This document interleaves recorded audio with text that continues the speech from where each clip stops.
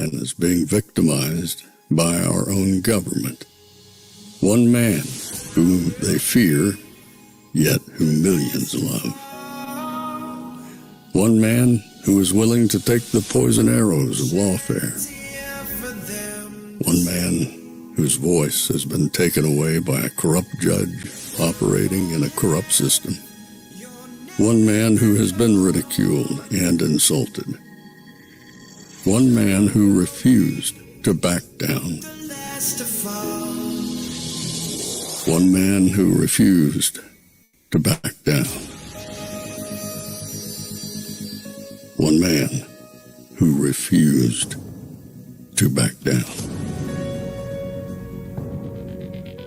One man who stands between us and them.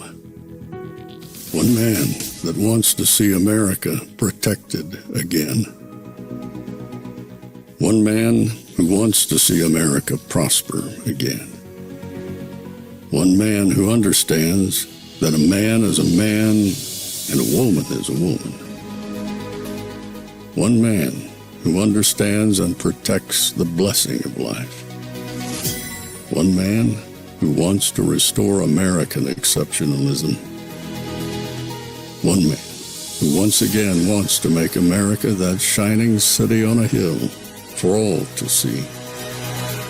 A place where all the people of the world glowingly set their eyes upon. America. One man who unashamedly wants to make America great again. That one man is Donald Trump.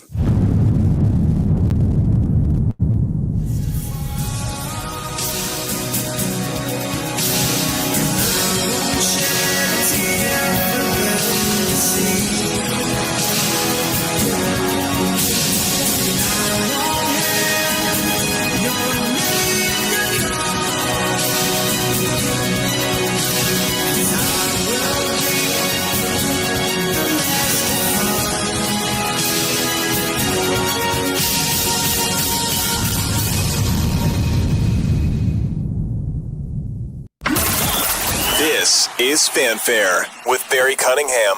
All right, so I told you guys I was going to be doing something different this week, but I don't quite have it tweaked. I can't pull the trigger on it, but today I wish I could because right now, as we speak, I'm waiting for some more information to come in, but I do have some quick breaking news. Breaking news into the Fanfare news feed. All right, it appears at this point as though Iran is out there playing stupid games again, and who knows, they might end up winning stupid prizes.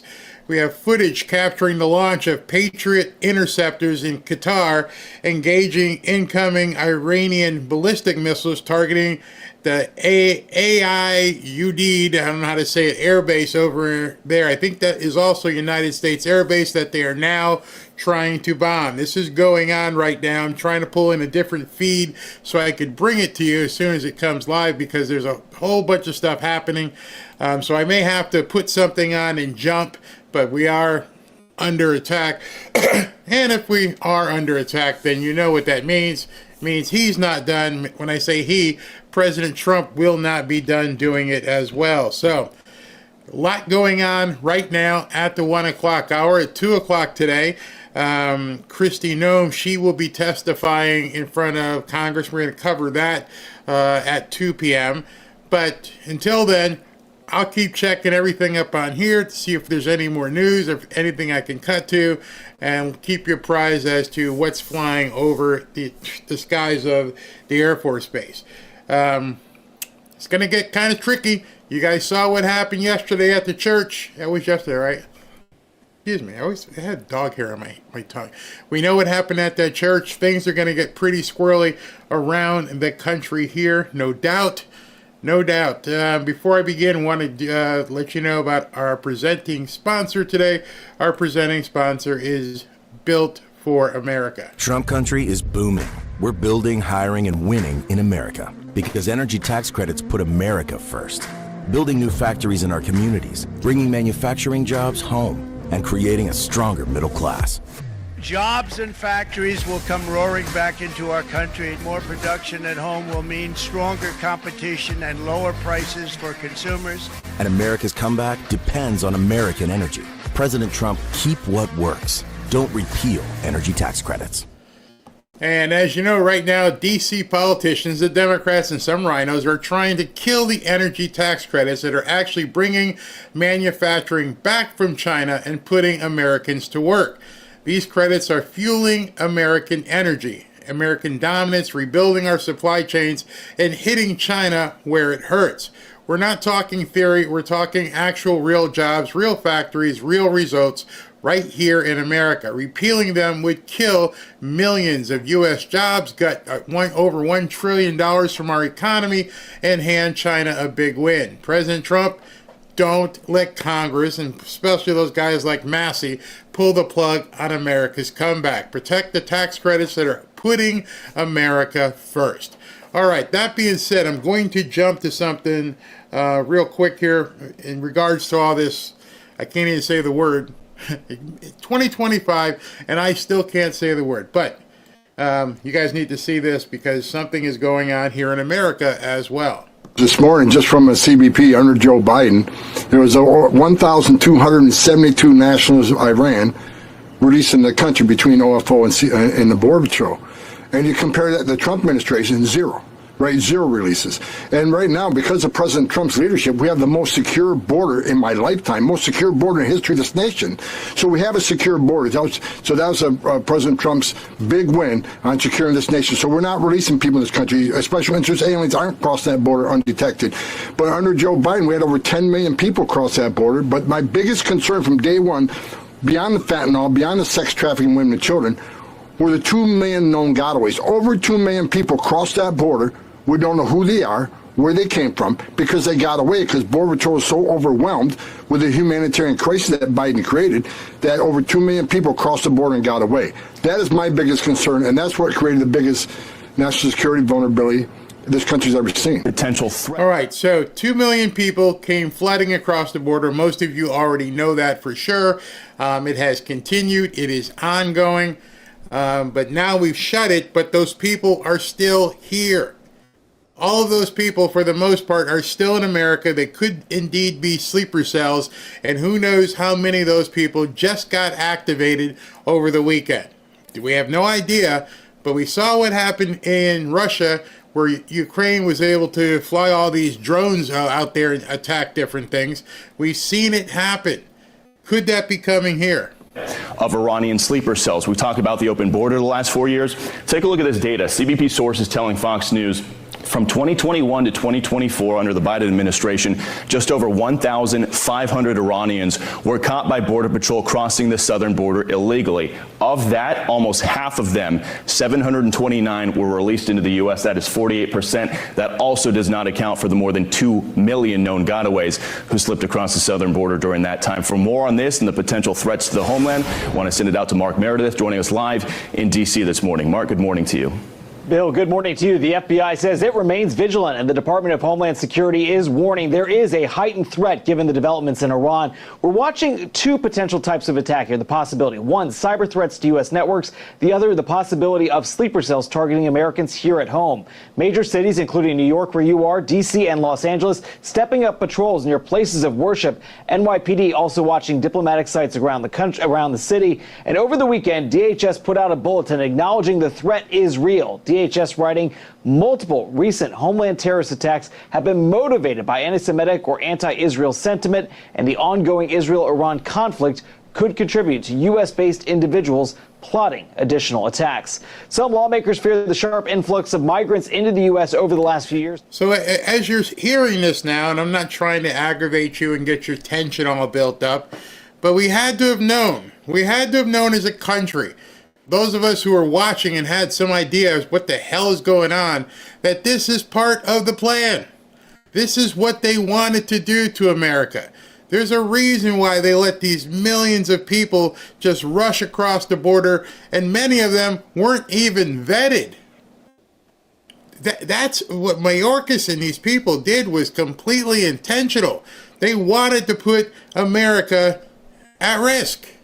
And now you've got this New York guy running for mayor up there who's bat poop crazy, and he's leading the mayoral race. He may actually beat Cuomo. And we know what's going on in Minnesota and how Ilhan Omar and all those people took over. This is the, how can I say it without getting in trouble, the Muslimification of America. This is what they wanted. They wanted to put these people in here. In addition to bringing all the other newcomers in to kind of sway the election, you can't convince me otherwise that they didn't specifically know that this was a possibility moving forward, that there would be havoc raised across America and possible terror. I said it. They could not have known, I'm saying they could not have known this. We all saw it. We're like, who are these people? They're most of them are men, military-age men. What are we doing? And they all looked the other way. They didn't care. Now you're going to take care of business yourself. May have allowed Iran to send sleeper cells into the U.S. undetected. And as Bill mentioned, Fox learning many Iranian nationals detected crossing into the U.S. during the Biden administration were allowed to stay and not kept in custody. Fortunately, they do have a right to be concerned. As you said, Joe Biden had a wide open border policy for 4 years. We know that terrorists tried to enter our country. Iran has a long history of terrorizing America going back 46 years, to include here in the United States. In February, the White House warned of this very possibility. The national security team says Iran has also directed proxy groups, including Hezbollah's Islamic Jihad organization, to embed sleeper cells. And Bill, the threat extends beyond the obvious U.S. domestic targets. Military installations abroad, American diplomatic outposts all remain on high alert. All right, so some of you guys in your chat say you talk about Qatar. There's nothing to talk about. That's the other side of this. Of course, we knew they were going to launch counterattacks. We knew that they were going to use whatever firepower that still remained. So they launched these things into the base, but we had already evacuated the base. There's nobody there. So they're wasting their missiles, firing them at the Qatar base. There's no one there. We evacuated that in advance. We knew what was going to happen. President Trump and General Raising Cane, he knew. When you're doing that war board and you're looking in the war room, you're like, okay, if we move this piece, they're going to move this piece. But the problem for Iran at this point is he told you any retaliations, any, not something that doesn't work. He's not going to go, don't matter. There was nobody there. You didn't do anything. We weren't harmed. There was no casualties. You didn't blow up any planes. We'll let this one slide. No, his words specifically, and people need to begin really honing in on President Trump's words. He said, quote, any retaliation, any, is going to be met with severe consequences. So even though at this point, it appears that nothing has been hit, just maybe a building or two, but there's nothing in terms of any casualties because they already assumed what these people were going to be doing. They moved all the equipment, they moved the people, and they may have collapsed some buildings, but nobody has been hurt as of yet. So it's a wasted effort by Iran, which, was pre-calculated. Everybody knew they were going to do something. Now let's see what happens in response. See, that's the big question. Forget about the Qatar base. As long as we're getting word that nobody was hurt, that's not really that big of a deal right now. What the big deal is going to be, as I'm looking at this on here, let me show you this on RSBN, one of my other feeds here. Let's go ahead and look at this. Air base in Saudi Arabia. So that's an interesting post.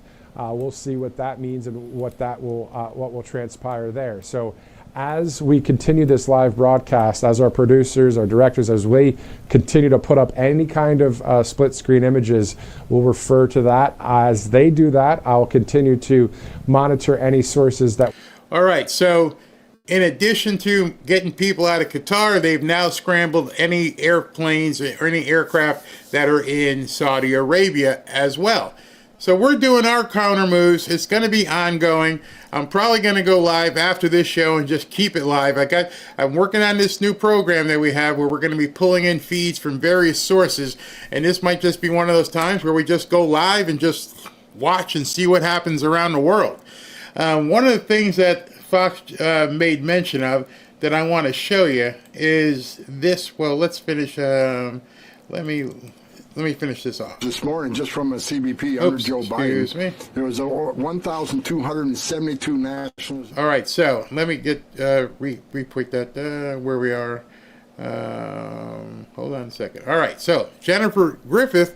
Before we get to Jennifer Griffith, I want to talk to you about this as well. All right, this got put out yesterday by Kristi Noem's Department of Homeland Security. The ongoing Iran conflict is causing a heightened threat environment in the United States. Low-level cyber attacks against U.S. networks by Iranian hacktivists are likely, and cyber actors affiliated with the Iranian government may conduct attacks against U.S. networks. Iran has a long-standing commitment to target U.S. government officials it views as responsible for the death of an Iranian military commander killed in January 2020, Soleimani. The likelihood of violent extremists in the homeland independently mobilizing to violence in response to the conflict would be likely, and would likely increase if Iranian leadership issued a religious ruling. See, it's hard to fight religious. Religion is dictating these people, not policy, not world and global policy. They're being dictated to by craziness, the religious ideology. Crazy. They're going to call for retaliatory violence against targets in our homeland. Multiple recent homeland terrorist attacks have been mostly motivated by anti-Semitic or anti-Israel sentiment, and the ongoing Israel-Iran conflict could contribute to U.S.-based individuals. That's the key. U.S.-based individuals. Those are those people who came in across the border who may be plotting additional attacks. And what's the most important thing that I want you to pay attention to on this notification is the expiration date. September 22nd. So they put it out there for a few months. It's not just, hey, let's see what happens in the next week or so. This goes from today all the way through to September 22nd. That's a long time. That's a long time for this thing to be in place. That means most of the summer. That means whatever plans you have right now and where you're going to be taking the family, you better plan accordingly. You better make sure, and there's all kinds of things. I can bring on somebody who tells, I think I'll ask Ashley to bring somebody in. Where you would secure your hotel room, what to look for. Where in the hall should you be? How close to the exit ramps? How close, which way should you be facing depending on where your hotel is? These are all the things. When I go to a hotel with Robin, I actually know at this point, no, we're not staying in this room. We're going to take this room. And if you don't know these places, if you don't know how to strategically plan your vacations and your outings, where you sit when you go into a restaurant, all these kind of things. If you're going to go to the movie theater, what's the best way to sit so in case something happens, you can, number one, protect yourself, and number two, get out. We need to have people completely educated on this. And again, let me slow down. I don't want anybody to feel completely terrorized right now. That's not my motivation at all. I just don't want to see anybody hurt. And the thing with what I'm telling you is this isn't something that at this point Robin even thinks about. She knows I'm just going to do it. There's no panic. There's no heavy breathing. She's like, hey, we're going to go here. Okay, I'll take care of it. And I'll make sure that I book things accordingly, and she doesn't even have to worry about it. That's just the way you have to live your life at this point. You're not scared, you're prepared.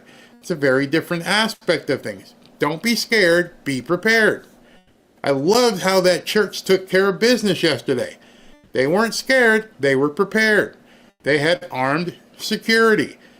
And they told the people in the parish, if you see something, don't say something, do something. I'm so sick of say something, if you see, no, do something. And that other person, I don't know if you heard, but what had happened was somebody drove a truck into the church with the intent to harm people. Somebody else saw them, rammed their vehicle into the guy who was trying to do something, which gave the person with the weapon time to come in and support. I'm looking at more information here. Let me see if I can bring this in from RSBN real quick. And it says, let me pause this so you guys can see it. It says, Iran's Supreme National Security Council claims in a statement that the IRGC and Army pulverized the U.S. Al-Aidid air base in Qatar in response to this weekend's strikes against nuclear sites in Iran. It further says that the number of missiles matched the number of U.S. bombs used. And let me see if I can go to that page specifically. Let me go to OSINT. It's on X. 1 second. I'll pull it up. While I'm doing that, you can listen to Jennifer Griffiths talk about it. See what that will hold. Jennifer, we have breaking news right now, and it's partially on what you were talking about.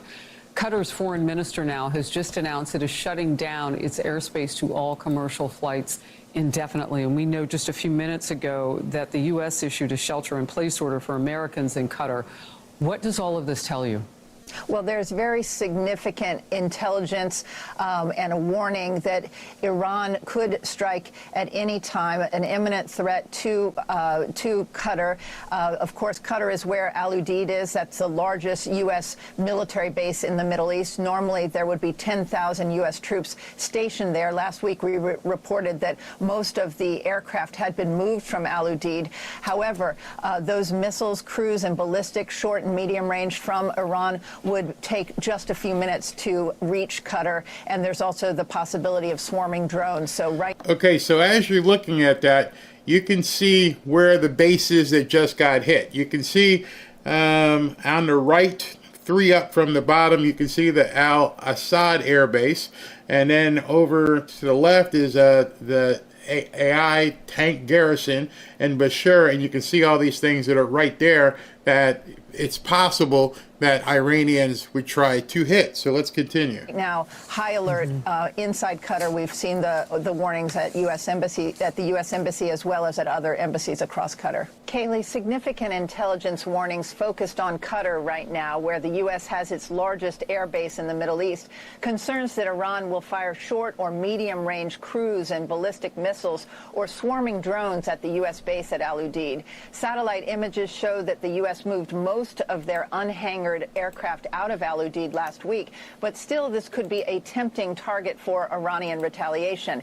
Embassies across Doha, the capital, have ordered their workers and their employees evacuated, and for those who remain to shelter in place, the threat appears to be imminent.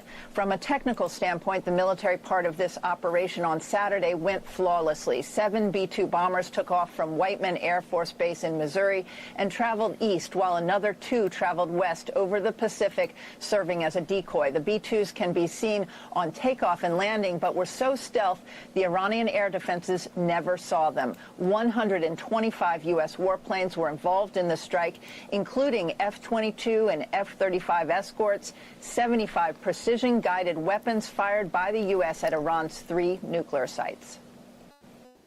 All right, so I want to show you, that was this morning. Something came in that let's go ahead and just follow that up with a couple tweets here I want to bring to you. This is from the OSI Defender. I'm going to go back about 30 minutes ago, actually 36 minutes ago. Let's go through this timeline because it says footage showing surface-to-air missiles are launched from UID base intercepting Iranian ballistic missiles earlier over Doha. The airspace over the UAE has now been closed, so there is no airspace going in from the United Arab Emirates. Silence are also now being reported in Bahrain and Kuwait. This one here says a battle between interceptors and incoming ballistic missiles are observed in the sky over Qatar. I don't see a situation where this does not result in a war between Iran and the United States. U.S. President Trump is currently meeting with senior defense and intelligence officials in the White House Situation Room right now. So he made no bones about it. If you retaliate, any retaliation, you're going to get hit hard. So it's coming. At this point, and this is the problem I have right now with so many people on X. Forget about why, who, should we have, I didn't vote for this. At this point, this is where we are. We are at a point where this thing could blow up very quickly. The Iranians met with Russia yesterday, I believe. Putin said he wasn't really going to get involved. He would help them in terms of giving them equipment, but he was not going to get involved militarily. And President Trump now, and that means even further, as soon as I get done with here, I'm definitely going to access that software. I got a meeting at 4 o'clock just came in because I want to show you everything that's happening over there as it happens. And we can actually see what's going on. Maybe during Pam Bondi's discussion, I can get that activated and going. So let's continue. Iranian state-run media announces the beginning of Operation Basharat al-Faith against United States bases in the Middle East. All of this had to have been expected. There can't be anything that's happening right now that they didn't know was actually going to happen. CNN reports that the U.S. has been tracking multiple missiles fired from Iran towards U.S. military installations in both Qatar and Iraq. It's time for the Islamic regime in Iran to see its last days. That's where we are. I know there's people bitching and complaining and whining that we can't advocate for regime change. That's what's going to happen. I have a strong feeling about this. You cannot eradicate the cancer, the tumor, without completely excising it, getting rid of it. You can't allow it to grow back. So be big boys and big girls right now. Protect your family, protect your assets, and look out for your neighbors. But it's on. Let's see here. Ashley's just texting me. So, do you see, let me stop and take some questions. Do you see any way that we can't go after Iran? Yes, exactly. Kane and President Trump, along with Pete Hegseth, had to have run many simulations. I wonder what Trump is going to do. Yeah, bye-bye Ayatollah. Ayatollah, kiss it off. You're done. I understand some people are, and you have every right. I will never say to anybody that this isn't, you're wrong. That's not what I'm saying. I don't think any of us voted for war. I don't think any of us wanted war. But now that we're here, what does that mean? What good is it at this point to tell people I didn't vote for this? When it's on your doorstep, when somebody let 1 million or so people in this country unvetted, when all this has happened. And I understand people like, we didn't have to worry about it because it would leave it up to Israel. It's their fight. I understand all that. But I'm asking you right now, today, as we're being bombed, as an American, where do you stand? Because this, I'm telling you, is going to be the line that a lot of people at this point are going to have to cross. They're going to, and you're going to find out very quickly where people stand. I'm not discounting anyone's feelings. I'm not discounting anyone who feels upset that this is where we are. That being said, with the understanding that many people in America are like, oh, not again. Okay, that being said, let me put my hand around you. Where do you stand right now? Where do you stand? As an American, you may not want this, but it's what you got. So what do you want to see happen? And that's a question I would ask Marjorie Taylor Greene. That's a question I would ask Mark Levin. Well, we know what Mark Levin wants. We would ask Thomas Massey. Ask them all. All right, I understand you're pissed off. What do we do right now? What are, as a country, as Americans, what do we do right now? The answer is very simple. There's only one answer. And it doesn't matter how you feel about it. You support the president. You support the commander-in-chief. You don't have any other options. You can't opt out. They're bombing us. I don't like it too bad. Nope, because it may end up on your doorstep. So whether you like it or not, this is where we are. And you may have to swallow your I won't say pride, but your thoughts as we shouldn't be here. Next time I'm not going to vote for somebody. That all being good. You want a next time? That's the other question you have to ask yourself. There's a million people in here. We don't know who they are. We don't know what they're capable of. What do you want to see happen? My phone's just going off with notifications. It's absolutely crazy. And Andre, I won't call people. Don't call them cowards. Don't call them cowards. They had principles. They have principles, not had. But at this point, my point is, I agree with everybody who had that opinion. There was no bad opinion. I don't want to go to war. I want to save this. I don't want to do it. That's fine and dandy. But now we're here. And so I think as Americans, there's only one thing you can do, and that's support your president. Am I wrong with that? Am I wrong with saying, okay, it sucks that we're here, but now we got to deal with it? And so I don't think you're a coward. I just think at this point you have to look at it. Jay Cook, I think everyone's missing the point. We've been at war with Iran since 2023. Good point. Let's see. Iran king has been freed from prison. He is forming transitional government. Fire at Trump Tower. Yes, I heard that. Stay on topic. This is the point. That's the point. Stay on topic. AutoPen, riots, USAID, laundering scheme, all of that. Did you notice when all this happened? See, that was the topic of today's show, which I don't know if anybody wants me to go into right now. Because just look at what's swirling around and notice all the people who are screaming and pay attention to what they're not talking about. And Julio right here says it. Pay attention. Nobody's talking about this stuff anymore. They're completely bombs over in Qatar, which countries that most people can't point to on a map. Oh, I didn't want to. Okay, but what about all this stuff? What about all this stuff?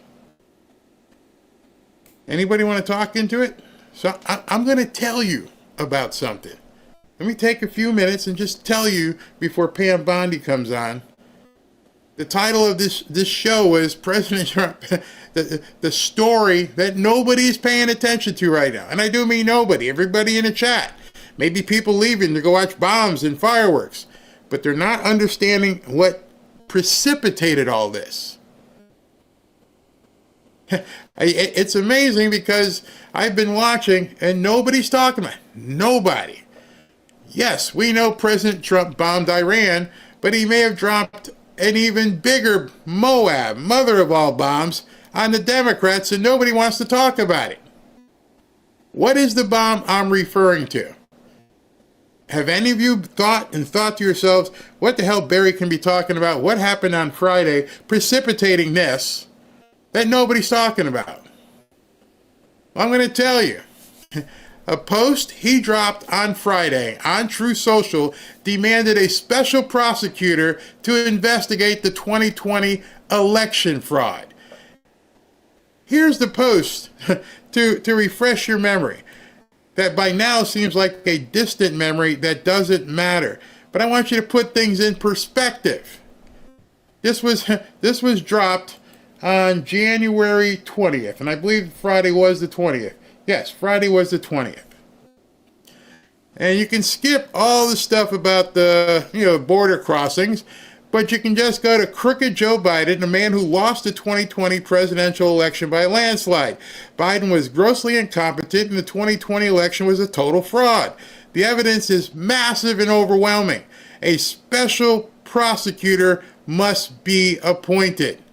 If you miss that Moab, that mother of all bombs on Friday because you got caught up on what happened Saturday night, everything else that's happening right now is hard for you to understand. This was probably the biggest bomb that's been dropped over the last 72 hours. It's much bigger than what's going on in Iran, which is probably why nobody is talking about it. The President of the United States has called for a special counsel to look into all the stuff that happened with 2020. He's calling it out loud and clear, and according to Fox News and others, he's got evidence, including, he said, massive and overwhelming evidence, mountains of it, showing something fishy went down. And it's funny because every single one of you have seen so much of that evidence yourselves over the last, 5 years? Absolutely, you've seen it.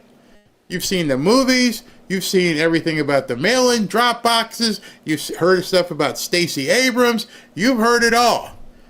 And he dropped that at 9:30 in the morning on Friday, and people went quiet. And then Saturday night, things went boom. And nobody's talking about it. Why is that? Why is nobody talking about the fact that President Trump, who now controls the Department of Justice, wants to put in a special prosecutor to start looking at the 2020 election? And you know this to be the case because they didn't even want us talking about it. Us talking about it was a no-no. For 5 years, they have silenced and censored and booted anyone who spoke out about it. Whether it was on Twitter, whether it was on Facebook, Instagram, YouTube, they got denoted, hey, this might be misinformation. We weren't even allowed to talk about it. And now the President of the United States has come out and said, I got evidence, I got massive evidence, I got overwhelming evidence that there was some sort of fraud perpetuated on the American people, and I want a special counsel, prosecutor. At this point, if he wants a special prosecutor, he's going to get a special prosecutor. And you can look around, nobody's talking about it. It's like tumbleweeds in regards to what he wants to do.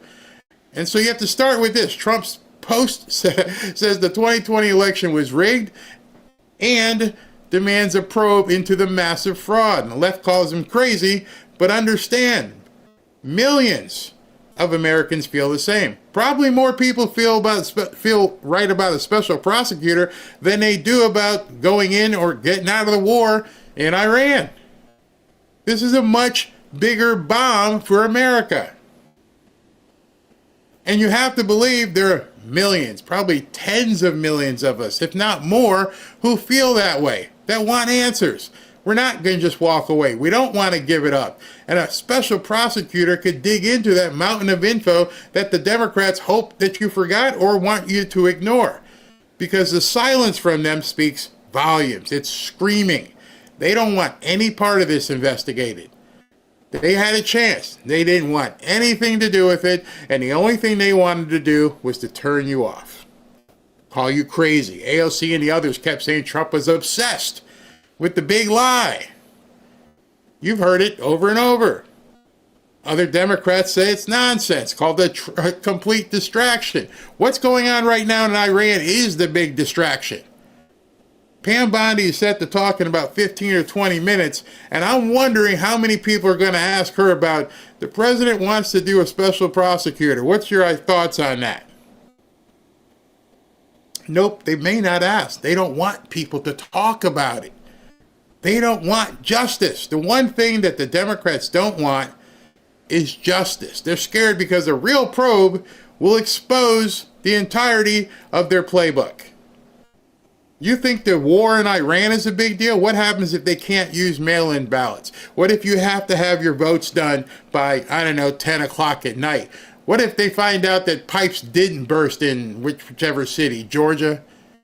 Remember them putting up billboards so people couldn't see? Remember the video they told us, whatever you're seeing isn't true. None of it. They didn't want anybody to know that the stuff they were actually doing, nobody was supposed to even see. And then on top of that, you're not even supposed to question it anymore. Oh, no. Oh, but every single court found him wrong. No, they didn't find him wrong. They didn't find it without merit. You mean the same courts who are now trying to overturn every single Trump, everything he does?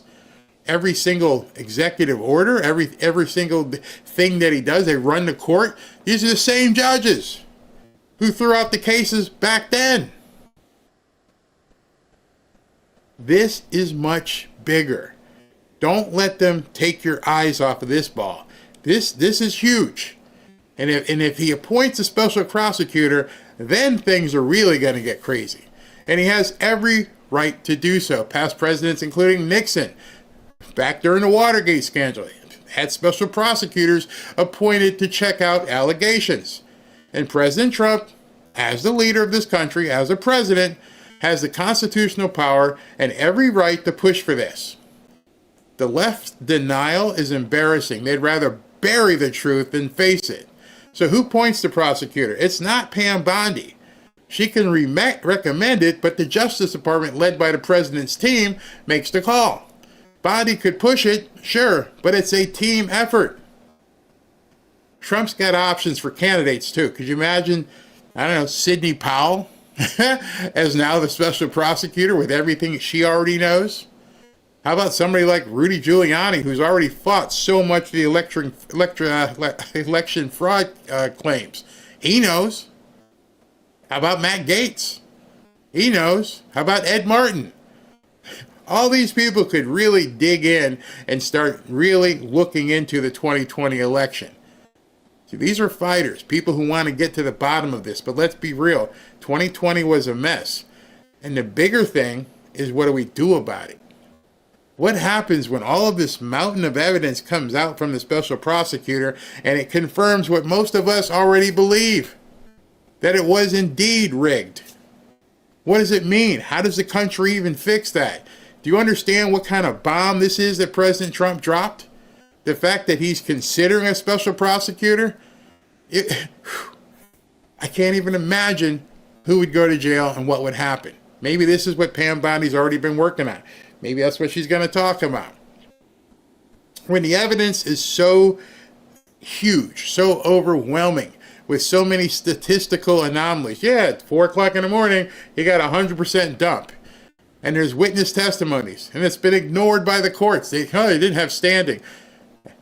The Democrats won't touch this. This is their kryptonite. It destroys 2028. You see, we may not be able to roll the clock back on what has been done, but we can definitely see what the clock looks like and what the time is in 2026 and 2028. Just think to yourself, if they can't do mail-in balloting, except for, armed forces, if they can't do, or you have to have ID, if you have to be done by 10 o'clock at night in the state you're in, and all things have to be counted, if all these things have to happen, the Democrats as a party are done.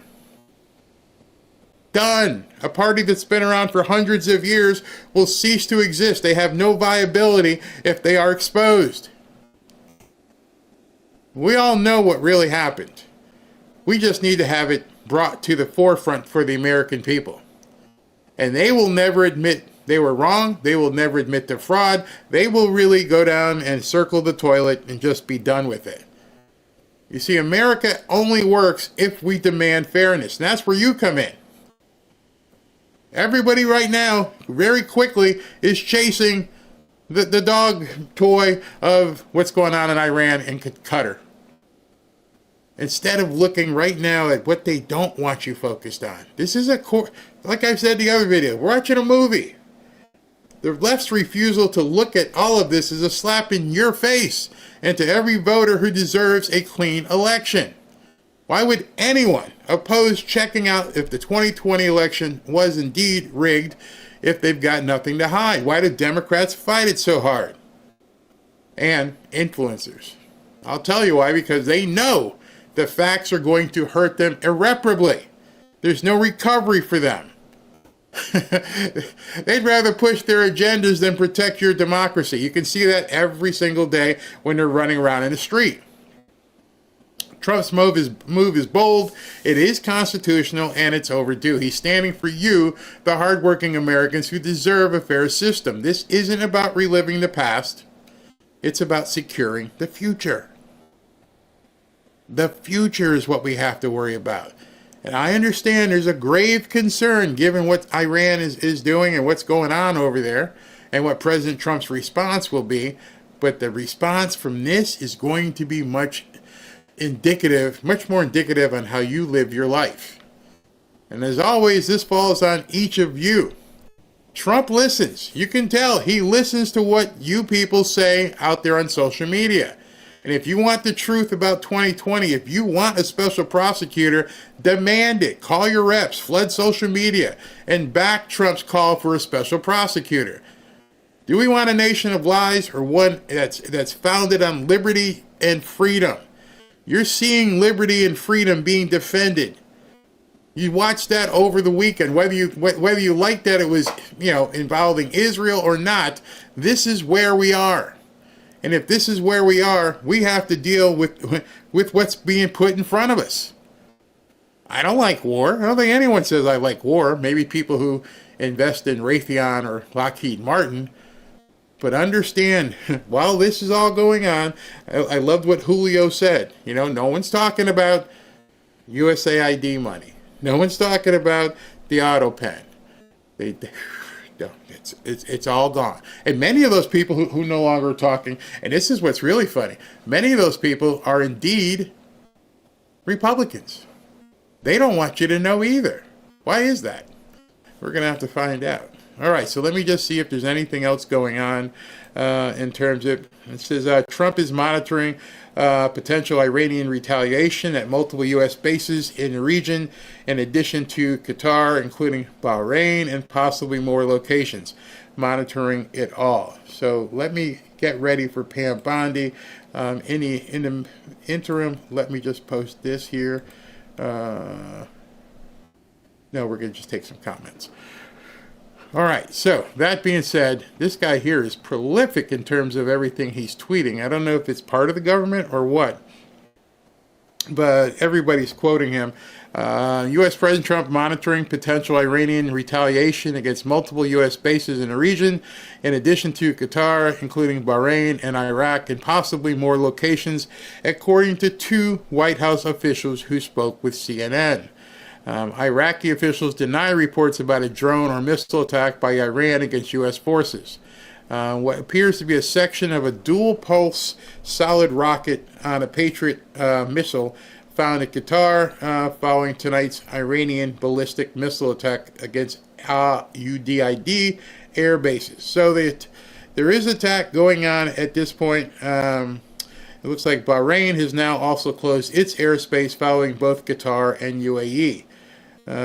Even if the attack failed, and this is what I said earlier, even if the attack failed and even if a warning was given in advance, I still don't see President Trump taking this one on the chin and allowing Iran to attack a base in Qatar without significant consequences for the Iranian armed forces. Let's talk about that for a second. You have to understand what probably is going to happen here. Iran has no ability to defend the air. The stages in which they came at things pretty quickly, Israel went in and basically took out their air capacity. The bombers came in and blew up the nuclear base, and they can do it at will because there's nothing they can do. So right now, when I say we, us in Israel, control the air over Iran.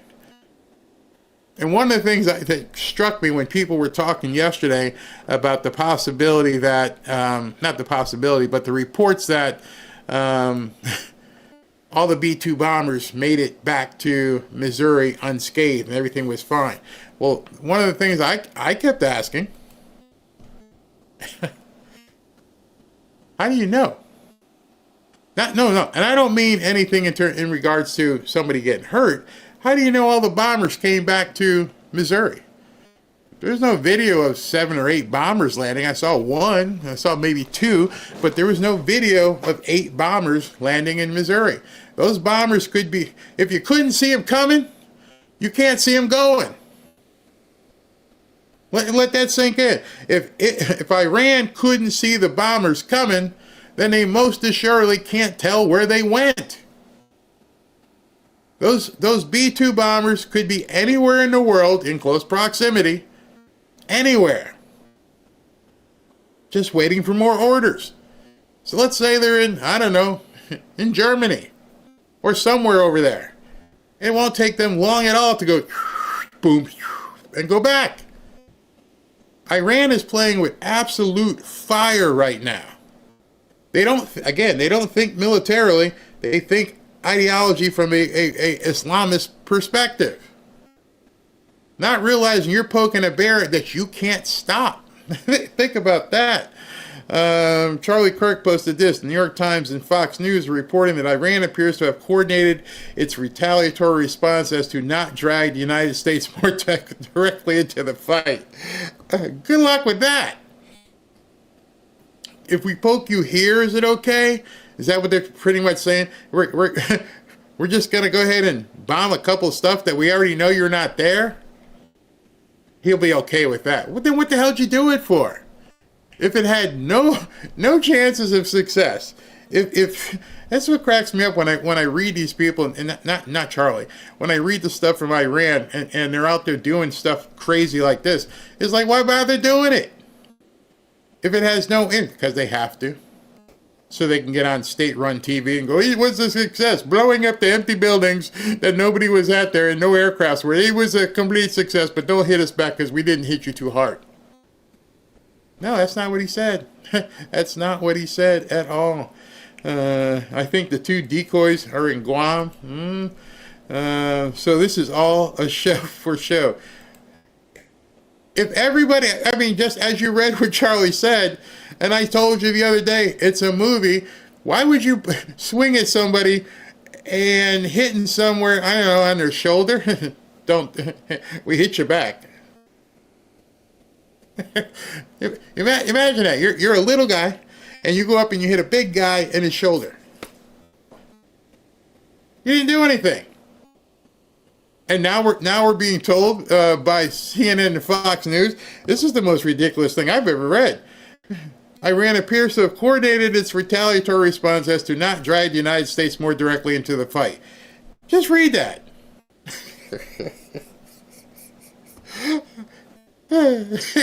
Oh, so you just love being a gnat. Get out of here. Yeah, you little crazy kids. Oh my goodness. Unbelievable. That is just absolutely crazy that that's what they would do.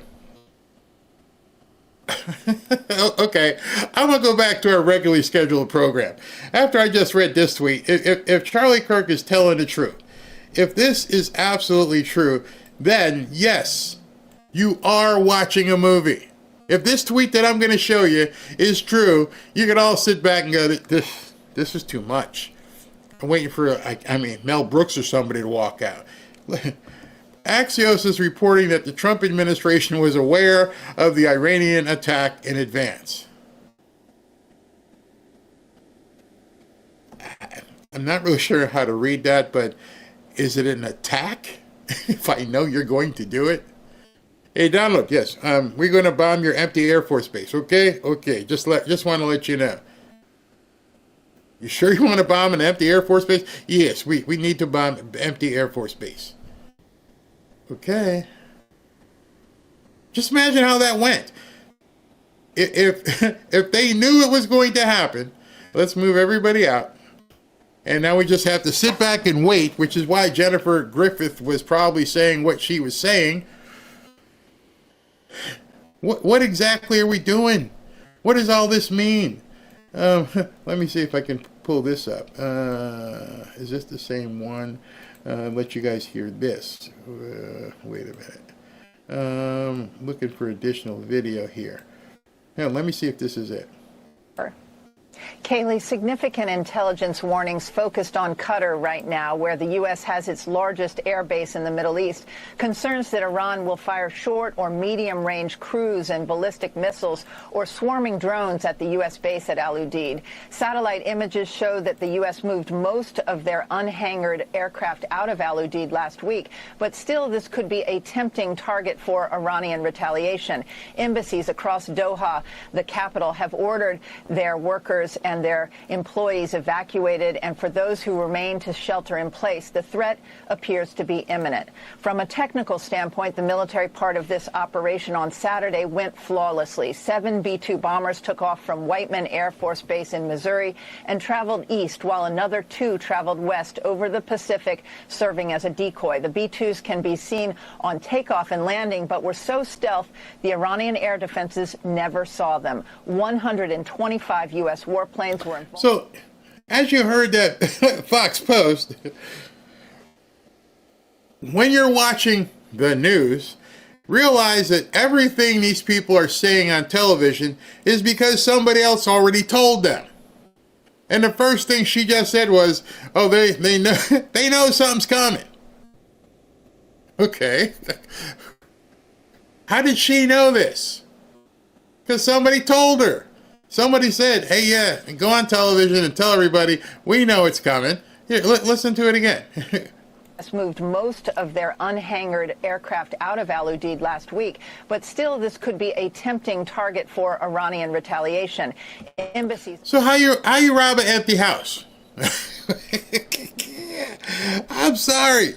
Everybody's scrambling. Oh, they're sending things into Qatar and to the Al Udeid base where nobody is. What? I'm sorry, I can't get excited about that. That doesn't mean anything. Marsha Dotson says, "I've seen 1 bomber land. I figured they wouldn't bring them all home." Wait, nobody knows. Nobody knew that we were going to do it, including Jennifer Griffith. And nobody knows where these bombers are. It's common flipping sense. If you couldn't see them coming in, you couldn't see them going out. And President Trump, as confident as he was going up to the podium, he kept telling people, "We ain't done. They're going to retaliate." I know they're going to. How did he know? Because they told him, "We're probably going to bomb the empty Air Force Base." Okay. And guess what? And because we know you're coming, we'll intercept all the missiles that you send. So nothing's going to really hit anything. So if you're sending stuff that you're just wasting your missiles and you're aiming them at empty Air Force bases and we're stopping them before they come in, are you committing suicide? I mean, at this point, you have to say to yourself, are they committing suicide by cop? Suicide by missile? You know you're not going to hurt us. You're just aiming to piss us off. And this guy isn't one that you should be looking to piss off. Stop being a gnat, come to the table and talk. Don't play with your toys, you're looking stupid. There isn't, I think one of the things that people get nervous at, there's nothing they can really do to us except for the terror cells over here. Over here would be problematic. Over here, keep your eyes open. Over there, they can't do anything. Yeah, just testing our air defense. Yeah, exactly. Iran warned U.S. of the Qatar bombing. It was more of a save face attack, so they say, "Hey, we did something." Again, you've heard the term suicide by cop, where you fire at a cop knowing he's going to fire back at you. You know the cop is going to just do what he has to do, even if, oh well, pow, you're done. All right, it's 2 o'clock. Let me talk to you about Lear Capital while I get ready for Pam Bondi. This kind of stuff is what makes financial markets around the world go crazy, and people have so much uncertainty. A lot of people in the chat are uncertain. I'm telling you, calm down over there. You don't know what's going to happen here, but that's a movie. That is 100% movie. It's for clicks and likes and views at this point. Get your personal house in order. We're in a very volatile time right now. There's plenty of financial uncertainty. Now is not the time to be speculative. And I'm also speaking from a personal perspective. I'm buying income-producing real estate, and I'm buying gold and silver. A lot of people don't know the difference between the economy and the stock market. And too many people listen to the news and social media. That'll get you in trouble. Let's face it. It's obvious that a lot of people have an agenda they're not telling you about. Right now, your best bet is stability, and that means you might need to build a hedge against global volatility. May I recommend gold and silver to you? Real gold and real silver, not paper, not certificates, actual gold and silver. What gold and silver can give you is absolute peace of mind. A stock is only as good as the company behind it. It's merely a piece of paper. One of the things I can tell you is that many people are finding out the hard way that some of their investments were built on quicksand. Gold will never be worth zero. Silver will never be worth zero. If you want to calm some of your fears, give my friends at Lear Capital a call today at 800-601-5430 or go to learberry.com. Just so you know, Lear Capital has over 27 years of experience, thousands of 5-star reviews, and over $5 billion in trusted transactions. And Lear is the only gold company with a 24-hour risk-free purchase guarantee. You don't pay unless you're 100% satisfied. So go to learberry.com. If you want peace of mind, give my friends at Lear Capital a call at 800-601-5430. Or look down here below and go to learberry.com.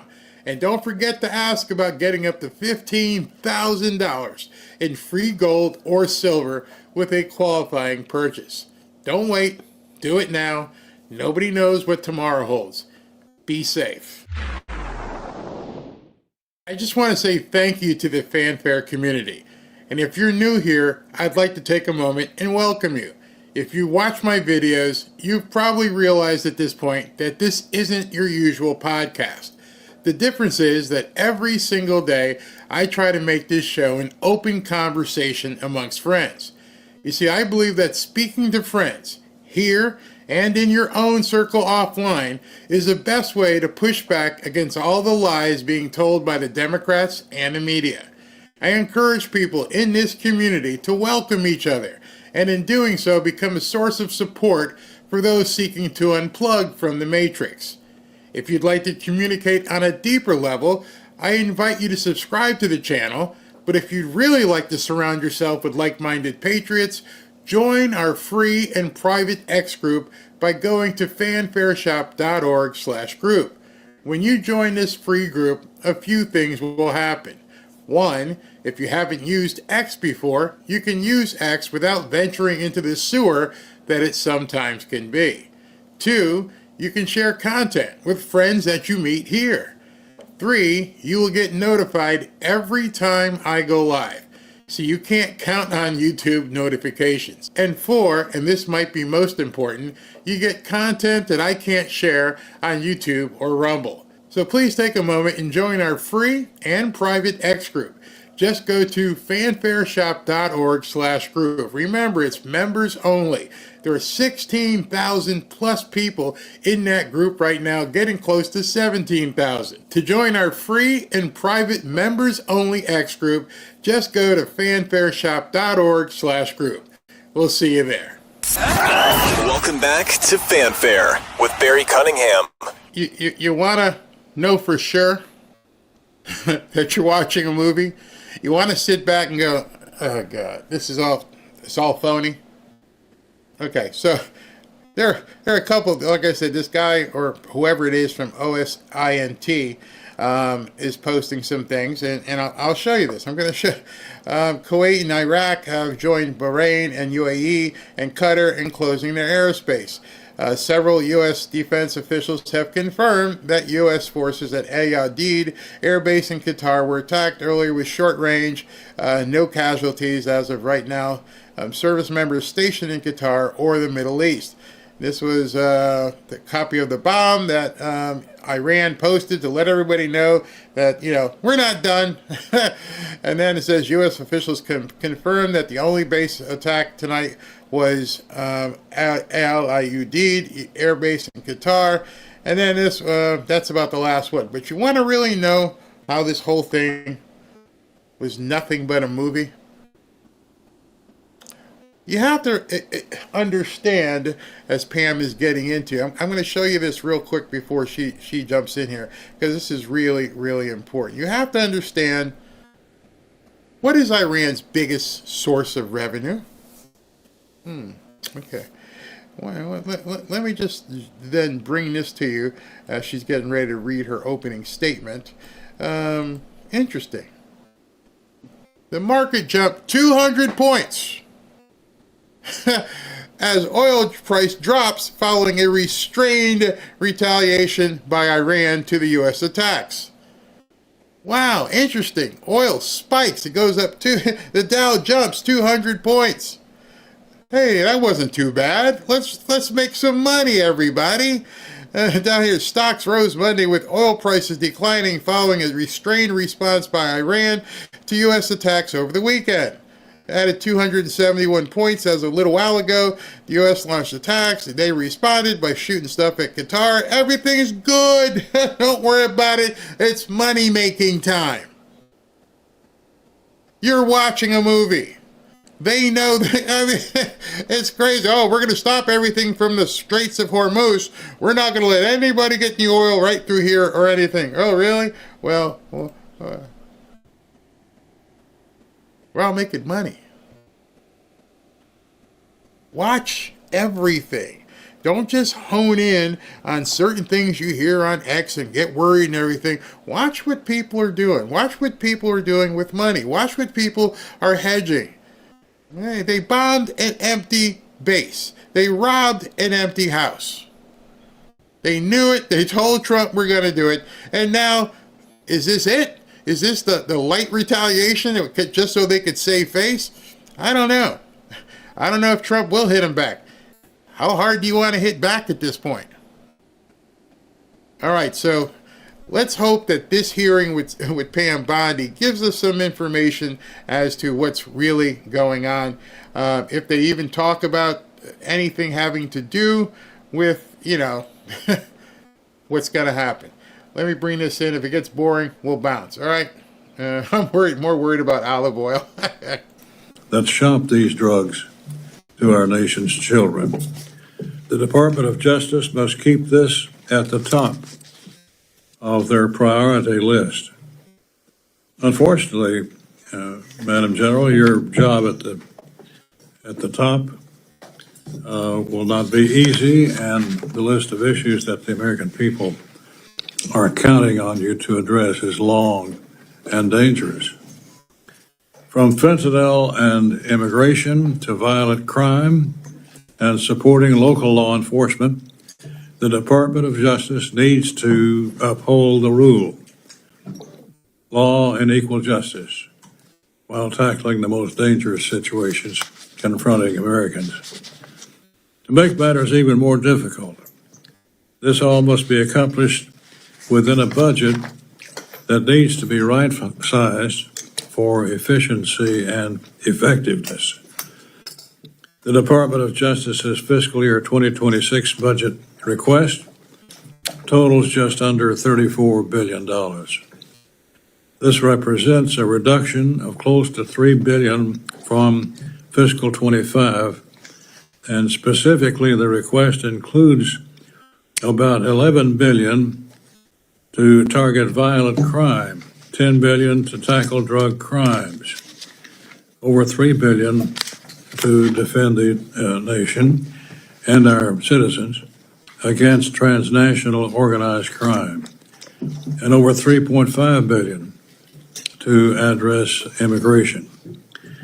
These are the exact issues that hit home for many families, and these are the issues that are being discussed between neighbors in all of our states, including mine and Kentucky, and across the nation. After 4 years of politicization at the Biden's Department of Justice, these are the issues that the American people expect you to address. They want a Department of Justice that protects American citizens from violent crime, not one that is weaponized against them for speaking their minds. Thus far, we have seen much progress on many of these fronts, including an administration that's taking the nation's borders seriously. Attorney General Bondi, I stand ready to support you in your efforts to ensure that the American public lives in a society that is free from crime and abuse. I look forward to hearing from you today regarding the fiscal 26 budget, and then we will go from there. There are critically important funding decisions ahead of us, and I hope we can gain a better sense of your priorities today so that we can make the best decision on behalf of the American public. Let me now recognize the ranking member of this subcommittee, Ms. Ming, for any remarks she cares to make. Thank you, Mr. Chairman, and welcome Attorney General Bondi. Tens of thousands of public servants at the Department of Justice and its bureaus have historically worked very hard and continue to work hard to protect public safety and uphold the rule of law in our country. Yet, I must take this opportunity to express my very strong concerns about this current administration's lack of respect for the rule of law. Over the past 5 months, we have seen numerous examples of this administration outright breaking the law. The administration continues to illegally withhold billions of dollars in funding that Congress appropriated, including hundreds of recently terminated justice grants that had previously been awarded through open and competitive processes. The administration is violating the federal law that mandates that the Office of Management and Budget publish apportionments and show the public how and when federal agencies are spending appropriated funds.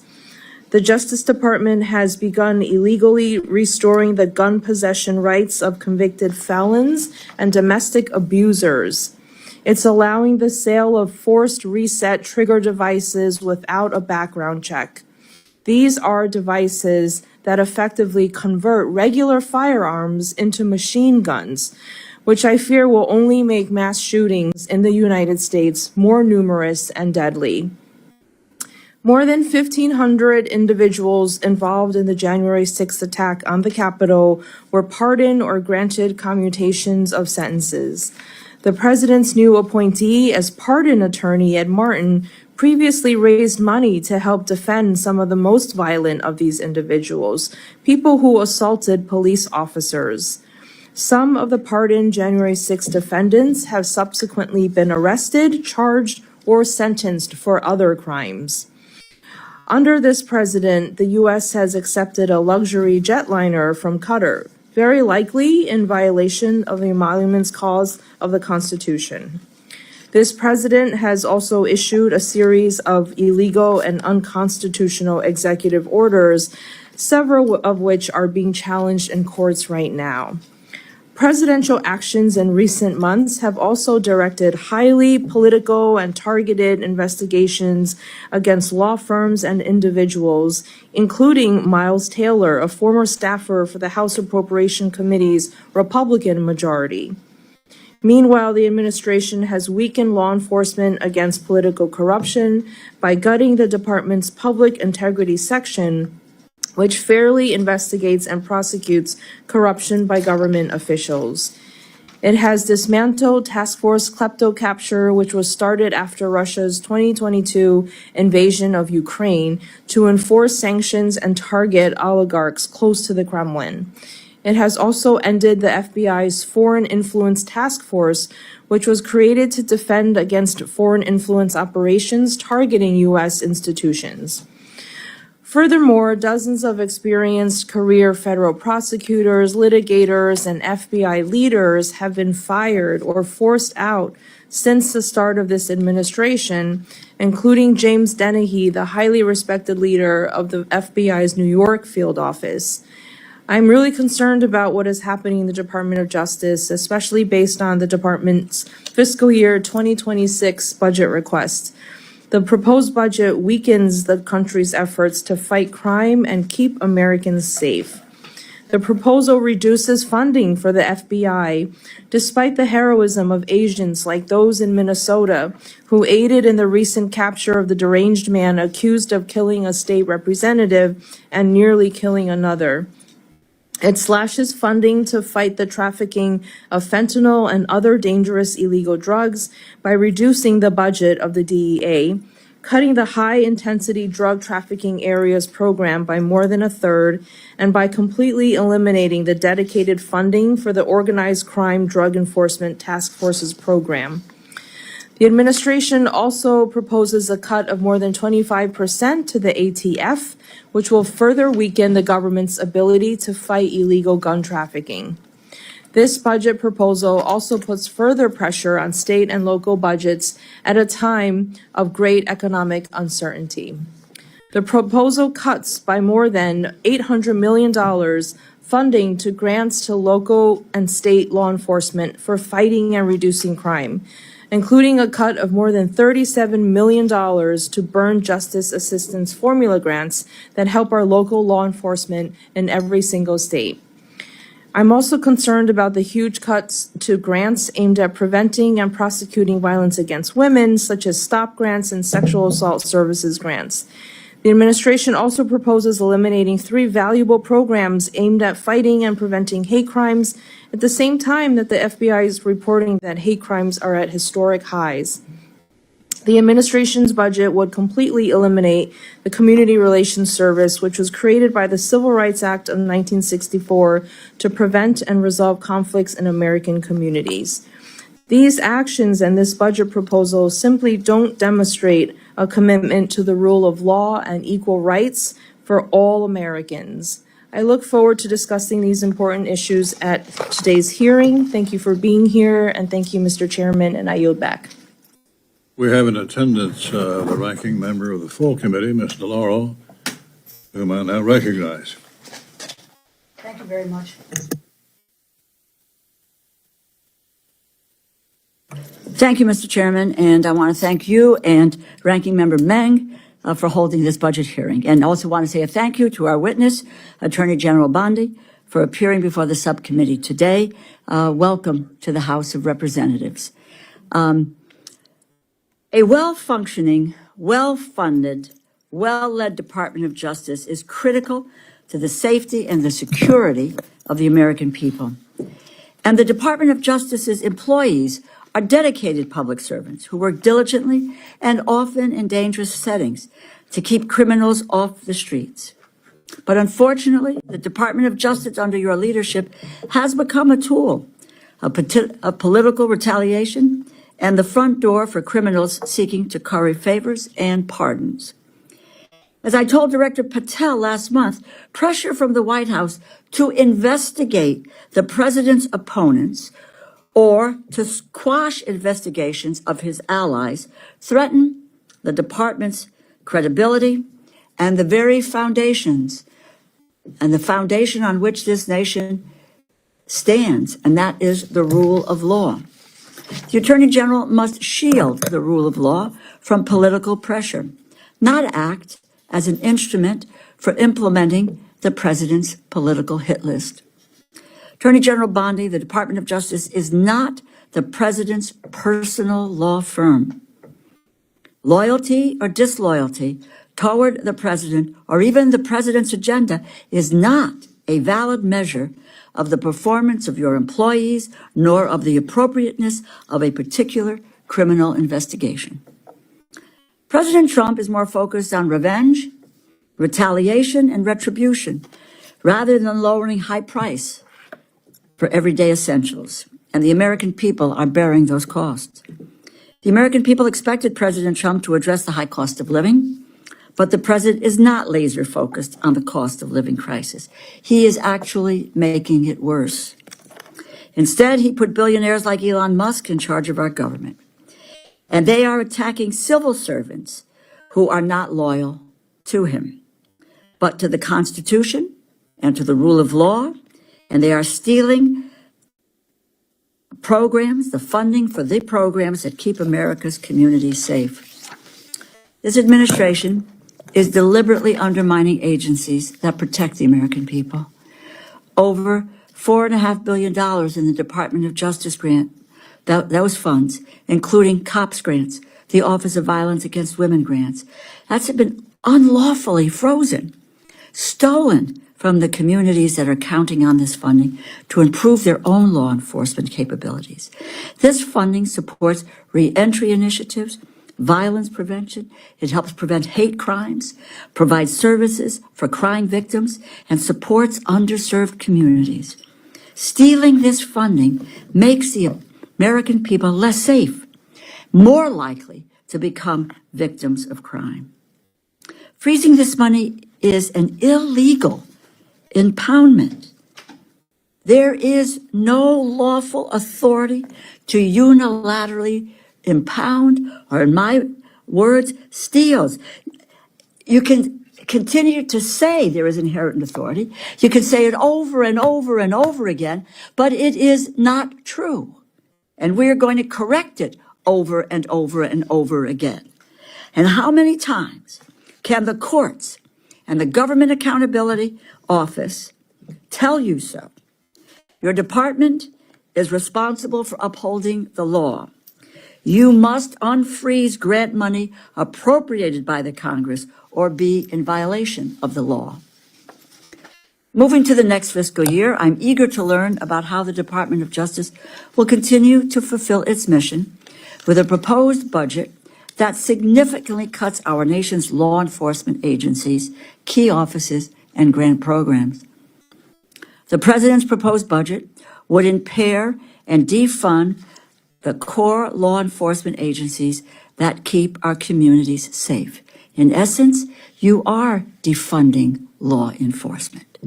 It slashes funding for the FBI, the Drug Enforcement Administration, the Bureau of Alcohol, Tobacco, Firearms, and Explosives, limiting federal efforts to help our state and local enforcement combat gun violence, drug trafficking, and organized crime.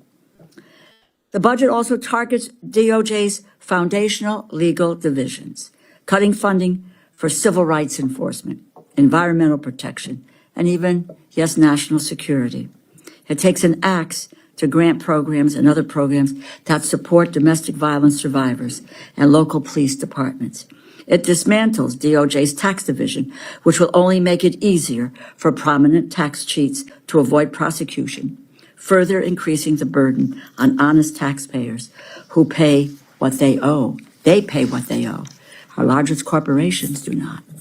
And why on earth does your budget slash the Department of Justice's Office of the Inspector General by 30%?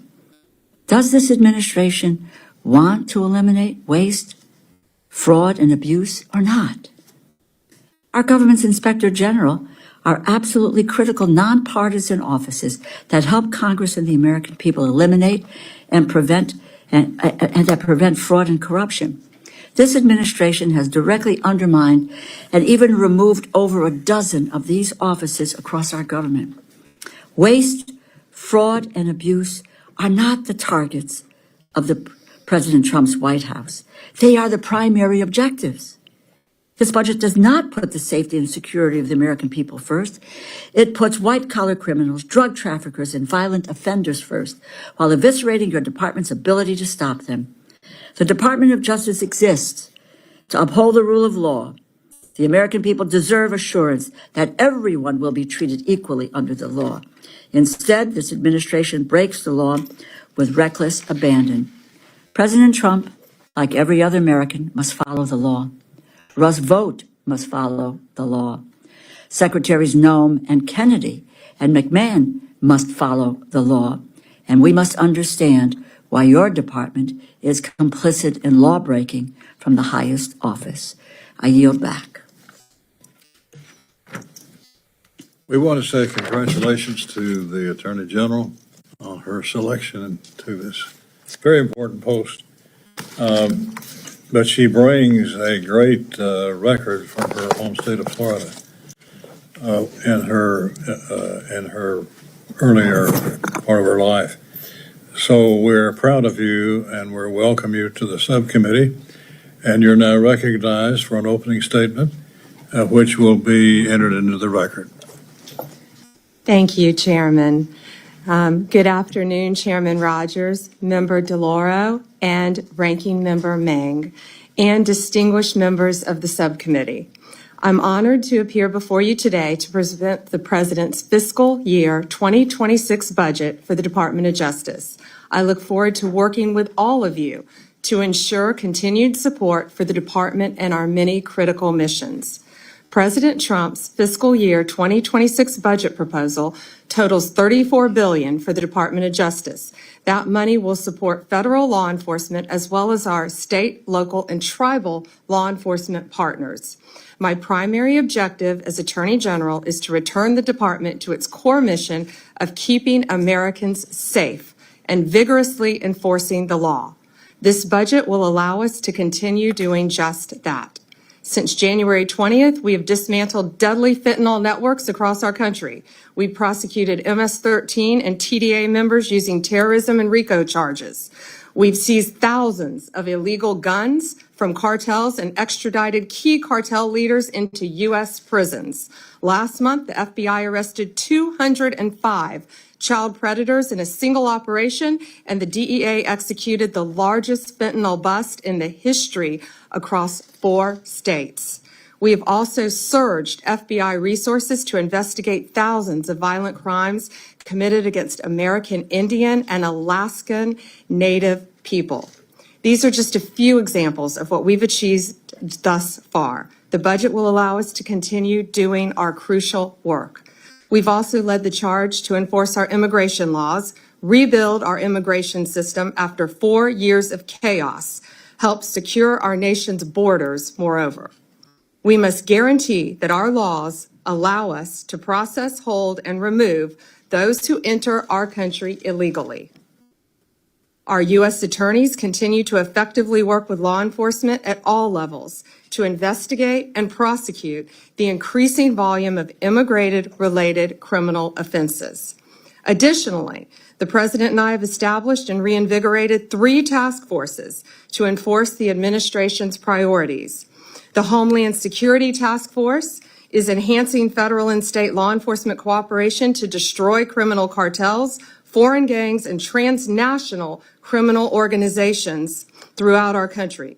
Joint Task Force Alpha will continue to specifically target the human trafficking and human smuggling networks that took root while our border was wide open. And Joint Task Force Vulcan will continue successful efforts to arrest and prosecute members of TDA and MS-13.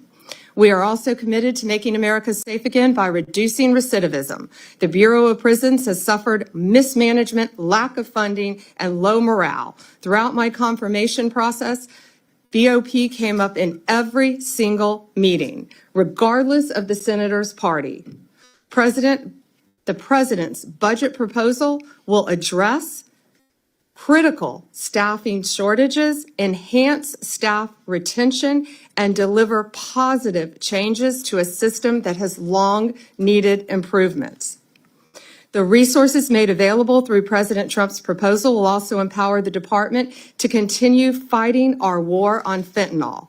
Since January 2025, the DEA has already seized 41.5 million fentanyl pills and 4,470 kilos of fentanyl powder. It's a historic rate, but it's not enough. We won't rest until this poison is off our streets. And finally, the 2026 budget continues my commitment to find savings in the department, reduce inefficiencies, and deliver value to the American taxpayer. In fiscal year 2026, the department will merge components that will work in overlapping areas and make our law enforcement and grant-making efforts more effective. We will emerge from this work as a leaner organization, better equipped to keep the American people safe. Chairman Rogers, Ranking Member DeLauro, Ranking Member Mang, it is my pleasure to highlight our efforts to be good stewards of these resources. I am working diligently to restore confidence and integrity to the department and each of these components. Thank you for your continued support of the department's financial needs and for the opportunity to present our budget request. I also would ask all of us now to pray for our troops in Qatar. Amen. I look forward to working with you and I'm now happy to take any questions you might have. We will proceed under the 5-minute rule, and I will yield myself the first 5 minutes. As you know, Madam Attorney General, rural America, many parts of the country, including my district, continue to suffer from the lethal effects of illicit drug use and overdose deaths. How does your 26 budget propose to address drug crimes such as trafficking and the influx? What are you doing differently than in the past? Chairman, what we are doing, we are focusing all of our law enforcement agencies on getting these drugs off of our streets. Since I was a state AG, I focused on the opioid crisis. I focused with all of our agencies working hand in hand on the drug crisis. Securing our borders, I believe, was the first step. We will continue to do that. On May 22nd, I believe, Chairman, we announced the success of Operation Raptor, the FBI-led DOJ operation that targeted fentanyl trafficking on the dark web. That's become a huge problem. You know, with added technology now, we have seen drug trafficking increased not only across our borders, not only through the mail, but also on the web. And that's something I believe that we can all work together on. I believe that crosses party lines. That's something that we all need to work together on. We've seized 144 kilos of fentanyl, 180 firearms, and over $200 million in currency and digital assets, working with 9 international partners and arresting 270 drug traffickers across 4 continents. And that was all because of Operation Raptor. On May 6th, we executed the biggest fentanyl bust in DEA's history. We dismantled a Sinaloa cartel that trafficked across 5 states: New Mexico, Arizona, Utah, Oregon, and Nevada. We seized 412 kilos of fentanyl pills, 11.5 kilos of fentanyl powder, and 49 illegal firearms. We arrested 16 accused drug traffickers. These cartels, these gangs, are so organized that they insulate their leaders. The leader of this particular cartel was living in Oregon, yet none of the drugs were with him. This was incredible police work by all of our agencies, federal agencies, working hand in hand to track them down. I met in conference rooms. We had charts, and I would invite any of you members on both sides of the aisle to come in and see these investigations of what we are trying to do to get these drugs off our streets. They are so complex. They are so complicated. And what our law enforcement have been doing is really second to none. And I am so proud. They are some of the bravest in the world. And I am so proud at what they have been doing, working with all of our state and local partners to eradicate these drugs. My point of that was in Oregon, was the leader of this particular Sinaloa gang. And again, he insulated himself. But we were able to catch him thanks to great police work, and we will continue to do that. Well, congratulations. Thank you. And thanks for the invitation. I hope we can take you up on that. During his hearing before us, FBI Director Patel indicated a lot of precursor chemicals that originate in China are now going to terrorist organizations that reroute the precursors into our country through the northern border. What can you say about that? Yes, Chairman, that's accurate. You know, I've been fighting this fentanyl epidemic since I was a state AG when it really first came on the market. Ironically, I was recently in Poland at a security conference with all of my counterparts around the world, and I will never forget something they said to me. My counterpart in Poland said, fentanyl isn't here yet, because they protect their borders. And yes, the northern border is now a great concern to all of us. I would think to everyone on this committee. And yeah, that's a great concern, but we will continue to do that. We are fighting to protect those precursors from coming in, as we know. And what they keep doing is they're changing the precursors. And they continue to change them, and they continue to send them through Mexico, through Canada, on ships, through our ports of entry, into our country. But that's something we have to all work together on to stop. I went to our DEA lab. I met with our DEA. It only takes, it looks like almost 2 grains of salt. I had them put sodium chloride in a little bottle so I could show people. That's what it takes to kill you.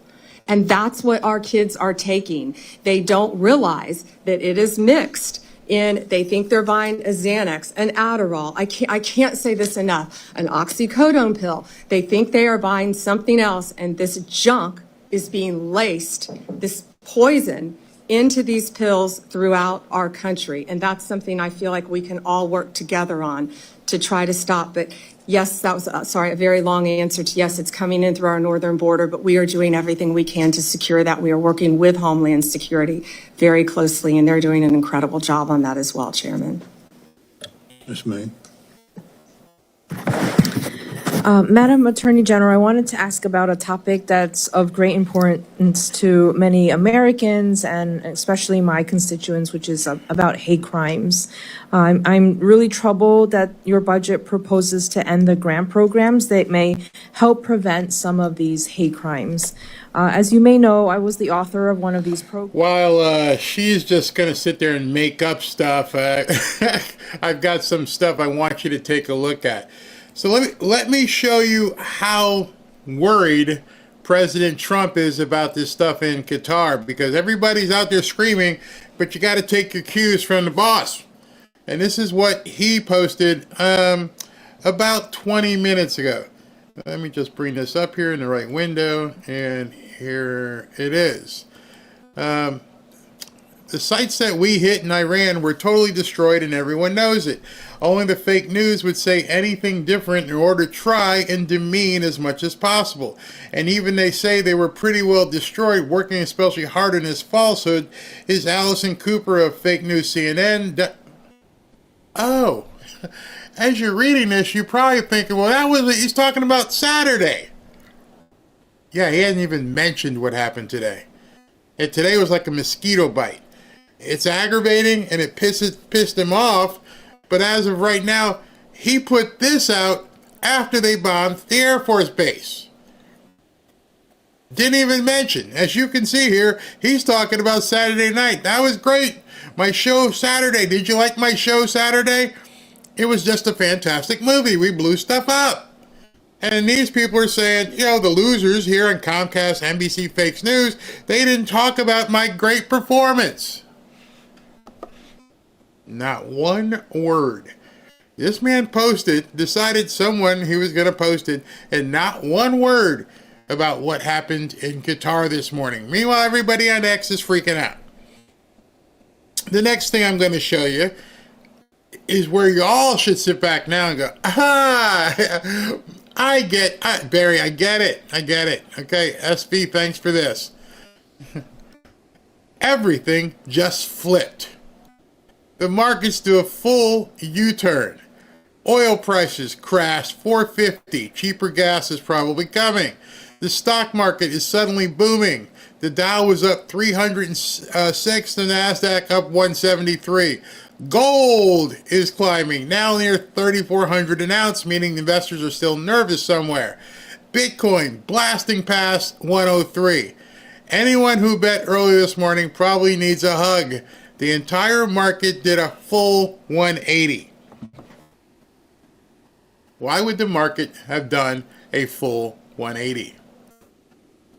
Interesting, isn't it? Let's see what else is happening. crude oil has now dropped 7% since the Iranian strike. 7% it's down. Let me show you this. Okay, let me bring it up here on this window so you guys can all see it as well while they're going through there. I say this to give you reference to begin going, what in the hell is going on? What movie are we watching? Because this just doesn't seem like it's stuff that we need to like, what the hell's going on? U.S. crude oil falls 7% after Iranian strike on U.S. bases in Qatar leaves no reported casualties. Huh? Nobody died? All right, let's make some money. That's exactly what you're seeing. Bitcoin, boom. Hey, let's make some money. Hey, everybody, that's it? That's all I got? Let's make some money. That's what they're saying. You can look at the charts here. All the way across. Green, green, green, green. 237, 39, everything is up. Everything is flying. Does that happen during a war that's going to be, a forever war? Nah. This man is epically conducting a movie, and it's going exactly how he wants to at this point. Barring something crazy happening here, which could always happen, but that was probably going to happen anyway. There's a reason why they let all these idiots in the country to begin with. So as of right now, though, I don't know. You can take it as you want, but life goes on, pretty much as they say. Looking at other posts here, and there's a lot of people running around saying stuff, but nothing really happening. They sent some things over. Here's one. Scott Jennings just posted this. If true, and he's talking about this post. Let's see here. Iran coordinated the attacks on the American airbase in Qatar with Qatari officials and gave advance notice the attacks were coming to minimize casualties, according to 3 Iranian officials familiar with the plans. The officials said Iran symbolically needed to strike back at the U.S., but at the same time carry out in a way that allowed all sides an exit ramp. They describe it as a similar strategy to 2020, when Iran gave Iraq heads up before firing ballistic missiles on an American airbase in Iraq following the assassination of its top general. Hey, okay. We gonna drop bombs on this empty Air Force base. We gonna make things go boom. You don't hit back, okay? Yeah. You guys see it's a movie now? Despite what people are running around with their chickens with their heads cut off, the people who can see it are saying it. If true, complete and total capitulation and vindication for President Trump's strategy here. We got to save face. I got to dip my beak. I got to hit you at something. Well, go hit that Air Force base over there. Ain't nobody there. And so you can run around your country, tell everybody, oh, it's fantastic. We hit the big Satan. But you told everybody it was coming. There was no surprise, unlike B-2 bombers coming by. And now the market's everything's fine. It's insane what you're watching. It's designed to keep people going crazy. Oh, I didn't vote for this. What did you vote for? You didn't do anything. Nothing happened. President Trump doesn't want forever wars. He's campaigned, I don't want war. I don't want you starting anything either. I have to... Stop it. And now they're like, we had to do it. We can't look like complete punks. Wow. They're afraid of everything. They know. Trust President Trump. I'm unwavered. I don't care. I'm tired of people complaining and bitching and whining and saying all stuff. Blah, blah, blah, blah, blah. Trust the man. Trust. Verify, look at it, but trust it. I am good with saving face. Get those sleepers out now. Exactly. What's this one here? I can't believe how many people are chicken scared out of their minds. You're right. As you look around right now and start seeing people talk on X, you're going to see people put their head up who are like, yeah, you really had no faith. You thought this man was going to put us in a bad position. Seems like a lot of people right this morning are cashing in. And let's see if I can even show it to you. This is the new software that I'm going to be instituting, where I can actually see what's going on in the world once I learn how to use it. But I can show you guys. What's this? Is this the pop-out button? No, I don't want to use pop-out. Let me see if I could just show you some of this stuff. Let me expand it here. You guys, this is what we'll be doing relatively soon to give you guys all a picture of the world as, you know, these things transpire. Well, let me do this. Yeah. All right. So I'm working on putting this together where I can bring in feeds and show you what's actually happening across the world right while we're talking. So I'm trying to figure it out and get it correctly so I understand what to do. But this is a live video, live right now. You can see everything going up, the lights. That's Doha. That's Doha right now. This is a feed of Qatar. And I'll be able to put this into our show so you guys can see on an instant. I can hit a button and bring this feed in so you can see what's happening over there right now. And as you can see, not much. Nothing much happening. People are staring at the screen going, oh, what's going to happen? And nothing much going on. No bombs going off. No skies lighting up. That's Doha, Qatar right now. That's what's happening over there. So whatever was supposed to happen is no longer happening at this point. And that's it. That's the entire deal. We could sit here and stare at this for the next couple hours. Let me move that comment. But this is the new software that we're bringing in. We're learning how to use it and everything. But that's it. And so while we're talking and while everyone's, you know, running around looking on X, I'll be able to dial it in and show you. Hey, wait a minute. Boom. Hey, let's take a look at what's happening in Qatar. Let's look at what's happening in Kuwait. I'll be able to bring it to you. You're looking at it right now, live. You're watching the war live, and ain't nothing happening. It was a ruse, and people on X are all running around and going crazy. I'll bring it to you. As soon as I get this fixed up and I realize how to work it, that's the kind of stuff that we're going to be doing. All right, so let's see. This looks like a Republican questioning, so maybe we can get some more information from this hearing. Okay, the nature of this hearing, by the way, is this is a budget hearing. They are, right now, she's trying to justify her budget and everything else. Let's see here. SB says, why Iran targeted Al-Aidid, picked the biggest target on the board. Yeah, for nothing. Just crazy. All right, so let's continue. Very much, Mr. Chairman. Just a quick note before I get to my questions. Fentanyl seizures are down 30% compared to last year, and that data is coming from the Customs and Border Patrol, CBP. I don't make it up. But fentanyl seizures are down. At your confirmation hearing, you asserted that you will do everything in your power to prevent illegal gun runners in our country. Your budget request for the Bureau of Alcohol, Tobacco, Firearms, and Explosives, ATF, proposes a cut of 26% below the current level.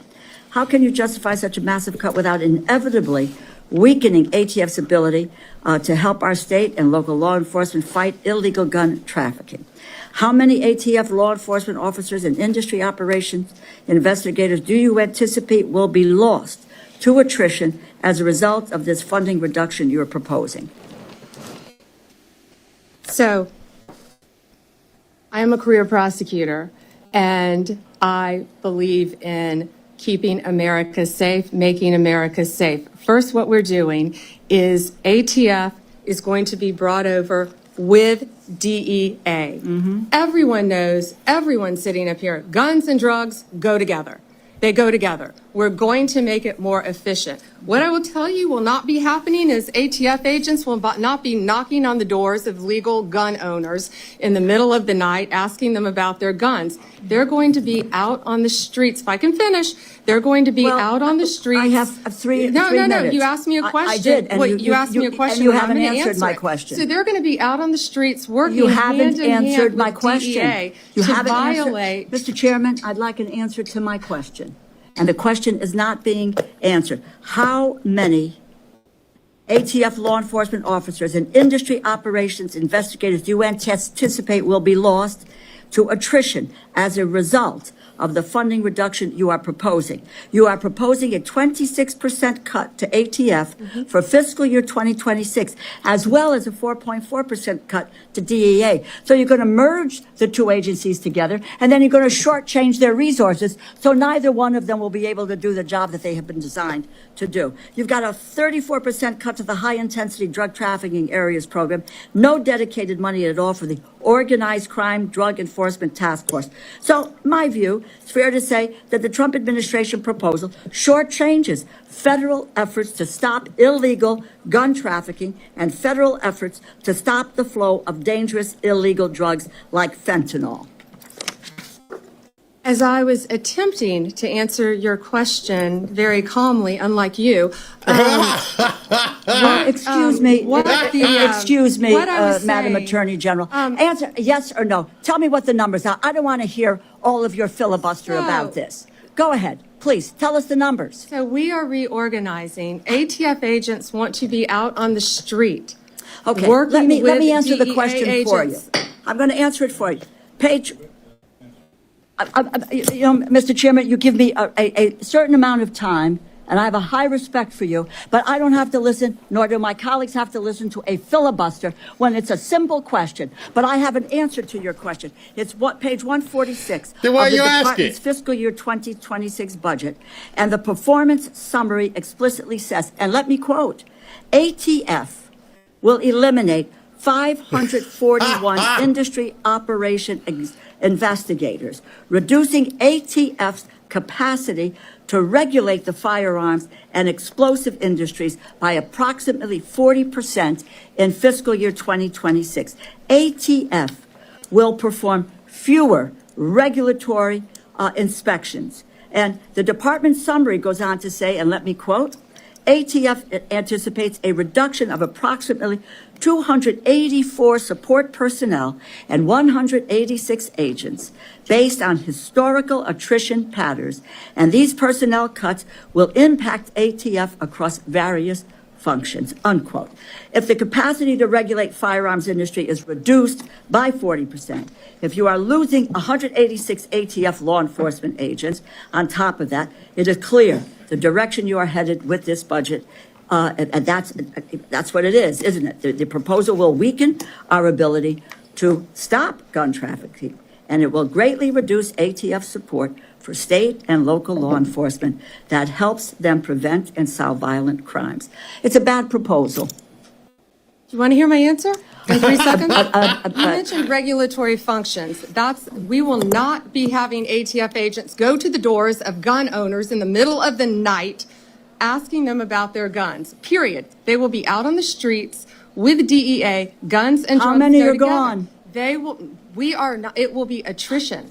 We are not firing agents. They will be working. How many with have taken DEA. attrition? Can I tell you that they all want to be on the streets? They want to be doing their jobs. They want to be. But you're getting them guns. off the streets. They want. You're getting them off We're the putting streets. them on the streets. And they want to be working with you, DEA. you are getting them off the streets. There is no efficient. clear. And Mr. We will Chairman, be I yield back efficient. my time. I yield back my time. Let's get some answers here. Thank you, Mr. Chairman, and thank you, Attorney General Bondi, for being here today. You are, in my mind, a breath of fresh air to our Department of Justice. Thank you. So thank you for your dedication to the Constitution and for equal justice under the law. I am sorely impressed with your experience and how you have handled the Department of Justice so far. As we all know, under the Biden-Harris administration, the Department of Justice, FBI, and ATF were dangerously weaponized to target President Trump and everyday Americans, tactics more fitting of an authoritarian regime than a constitutional republic. From politically persecuting President Trump, then President Biden's chief political rival, to going after pro-life advocates like Mark Houck, the actions of the Attorney General Garland, Director Wray, and the DOJ leadership were unacceptable and unconstitutional, in my opinion. That's why I was very encouraged to see the President's FY26 budget commit to ending the weaponization within the Department of Justice and the FBI. And so, can you elaborate for me, how has the Trump administration's DOJ shifted away from politically motivated investigations and refocused on its core mission, prosecuting the most dangerous criminals? And you mentioned that a little bit in your opening remarks. So if you can focus on the moving away part, I'd appreciate it. Yeah, thank you, Congressman Clyde, and thank you for that. And also, our budget includes $1.2 billion and 2,444 agents for ATF. And those agents will be on the street with DEA. And thank you for letting me answer that question. Yes, ma'am. And we are prioritizing resources addressing illegal firearms and traffickers, and we will reduce unnecessary regulatory efforts, including what I just said about the weaponization. That's how ATF, I believe, was weaponized in the prior administration. Also, they were arresting peaceful protesters, the Biden administration, at abortion facilities. No longer. They targeted Catholics at church services. No longer. No longer will parents be arrested at school board meetings because they care about their children. That has ended under this department. That's why Donald Trump won the popular vote and the Electoral College by overwhelming margins. He made that crystal clear, and that's what's happening now in our country. That weaponization has ended. These ATF agents will be on the street fighting drugs. I have been a career prosecutor. ATF has taken thousands of guns off the streets since January 20th, working hand in hand with DEA. Drugs and guns go together. Core function, no more targeting and weaponizing our citizens by any of the agencies. Thank you. Thank you for that Congressman. commitment. Thank you. I was delighted to see that the Department of Justice's fiscal year 26 budget also included a dedicated fund for a firearm rights restoration initiative. Can you describe this initiative a little bit and any other steps that your department is taking to restore the Second Amendment rights to Americans who are unlawfully or unjustly stripped of them by prior administrations? Can you talk about that a little bit, please? Yes, Congressman, and that is the pardon power, of course, falls with the president, and he has been doing many pardons on that topic, and he will continue to do that, I am certain. Also, one other thing about ATF is our seizure of firearms is up 33% from this time last year. Thank you. Wanted to add that. Thank you. Thank you. I was going to ask you about the merger of DEA and the ATF, and kind of, if you'd elaborate on that. You've talked a little bit about it already. The one thing that I think is very important is that the ATF and federal firearms licensees work together, because truly FFLs are the front line when it comes to, illegal purchases and just the information that is out there, and we can help each other as long as we have a good relationship with each other. And during the last administration, it was a terrifying relationship. I mean, you had the zero tolerance against federal firearms licenses. I'm sorry, we're all human. Everybody makes mistakes, okay? And they're not intentional, they're just mistakes. And when you can lose your livelihood and you can lose your business and your employees can lose their jobs over simple mistakes, that's a real problem, especially when, if you think about federal firearms licensees, they're the pathway to the Second Amendment of the Constitution. They enable individual participation in the protection of liberty. I mean, that's what federal firearms licensees do. So I think it's really important to have that critical relationship between ATF and the federal firearms licensees. And, when the ATF went from the Treasury to the Department of Justice, And the inspection side of it, when the IOIs, when they were, industry operations inspectors, when they became industry operations investigators, okay, you investigate crime, you really inspect records. That was concerning to me. So my thought was maybe we could move the IOIs to the Department of Commerce, but just would get your thought on that. Yeah, and Congressman, that's the first time I've heard about that. I would love to meet with you and learn more Great. about that. I look But forward thank you to it. for asking about the ATF-DEA merger. In the world in which we live, bureaucracy has been around for a very long time. And just because things have been done one way for decades and decades doesn't mean that is the most efficient way to do them in the future. And that I'm a career prosecutor. I care about ATF. I went to ATF's memorial service. We are doing everything we can to put those ATF agents on the street where they want to be. Anyone in modern day history, for the years of prohibition are over. ATF, they want to be on the street. They want to be working hand in hand with DEA. That's what they do. No redundancy, no repeat of investigations. They are going to be working together, and that's what this reorganization does. And they're all going to be, it's going to be a great marriage between those two agencies. They're working hand in hand on task forces already. Now they will be working under one umbrella, and it's going to be great for our country. Thank you very much. Thank I you. yield back. It's expired. Mr. Ivey? Thank you, Mr. Chairman. I wanted to follow up on what Congressman Gonzalez raised with you with respect to the new environment that we're in now with the essentially a war with Iran. A few weeks ago, your FBI director sat in the same chair and said that he thought in the budget that's been proposed, they're about $11.2 billion short. He wanted an additional 1,100 positions that were lost to attrition and 1,300 he wanted to have filled. That's before the scenario with Iran. Now, I know you submitted the budget already and you want to stick with it, but please take another look. This is a new environment. I think the points that the congressman raised are very valid with respect to the issue of sleeper cells and threats domestically here. Taking FBI agents off the street now is there isn't a worse possible time you could do it. So please reconsider that and move in a different direction on that, because we need more of them on the street, not fewer.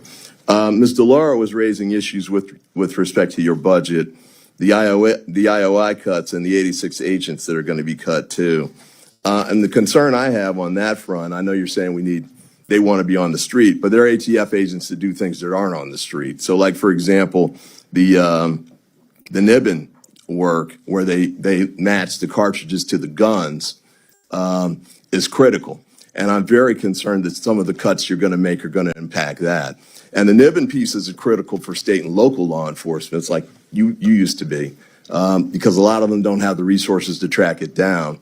And the information that they can get, they can turn it around in 48 hours. So the man who attempted to assassinate now President Trump, the connection that was made was through this apparatus, this approach. The same thing with the Minnesota assassin. So that's an area where we can't afford to have those kind of cuts, I don't think, at this time. And the performance of fewer regulatory inspections. I had gun dealers in my district who needed those inspections to take place. And important findings have been made, certainly with respect to tracking crime guns and cracking down on gun dealers who are working illicitly. I'm not saying they all do. I mean, many of them operate in the right way, but the only way to track it down is through inspections that have to be aggressive. And by the way, even under the current regime or the previous regime, I think some of them didn't get inspections for maybe every 10 years or so. So it wasn't like it's a constant harassment piece. But I've got some folks here in the corner of the hearing room who are from my district. Moms Demand Action, DMV Mothers Like Me, Women's Missionary Society. I met with them a few weeks ago, and the concern was the issue of gun violence on our streets and the desire to make sure that the federal presence continues to push hard to make sure we close those cases. You're reducing resources, you're reducing the number of agents, as Mr. Patel said. That's moving in the opposite direction. What response would you give to them with respect to the steps that you're taking to make sure not only that we stay safe, but we get even safer and do even more to get violent offenders off the street and get the guns off the street before the violent offenders get them? So first, Congressman Ivey, you're a former prosecutor, and I'm smiling because I could see that in some of your questions. Thank you for those questions. I'm going to try to answer them all in order of how you ask them. You asked about the FBI, our budget, and Director Patel clarified that in front of the Senate, I think, and our budget includes $10.1 billion, 12,926 agents for the FBI. I think clarification would be gentle. It was a complete flip-flop on what he said when he was here. So he was asked 3 times by Ms. DeLauro just to make sure that he was right about what he had said when he was testifying. They prioritize realignment of personnel to the field to carry out national security, which you just talked about, intelligence, criminal law enforcement, and criminal justice missions. Can I do this? Can I just keep? I only have 34 seconds to answer you, I've got and three I really quick want to questions answer. for you, and I'd love You're to get, asking 3 I'd love questions, to, and you I'd love haven't to get let your me answers. answer one. I'd love to get your talk about answers in Niven. writing. Quick questions. Niven. When you were the Attorney General in Florida, Chairman, can I answer the question? You offered after the Parkland shooting. I believe this is my time under the rules, and I had. Stop the clock. Can we stop the clock? Stop the clock at a different. Mr. Chairman, what I just said was, if you could submit your answers in writing, that would be great. I don't think I've made any kind of statement that's been accusatory with respect to her or her professional reputation. There's been no attack on her. These were just questions that were asked. I'm seeking the answers in writing, which would be great. But I have a couple others that I'd like to ask too, and we'll do them on. No, it hasn't. You cut me off when there were 30 seconds left. Yeah. So.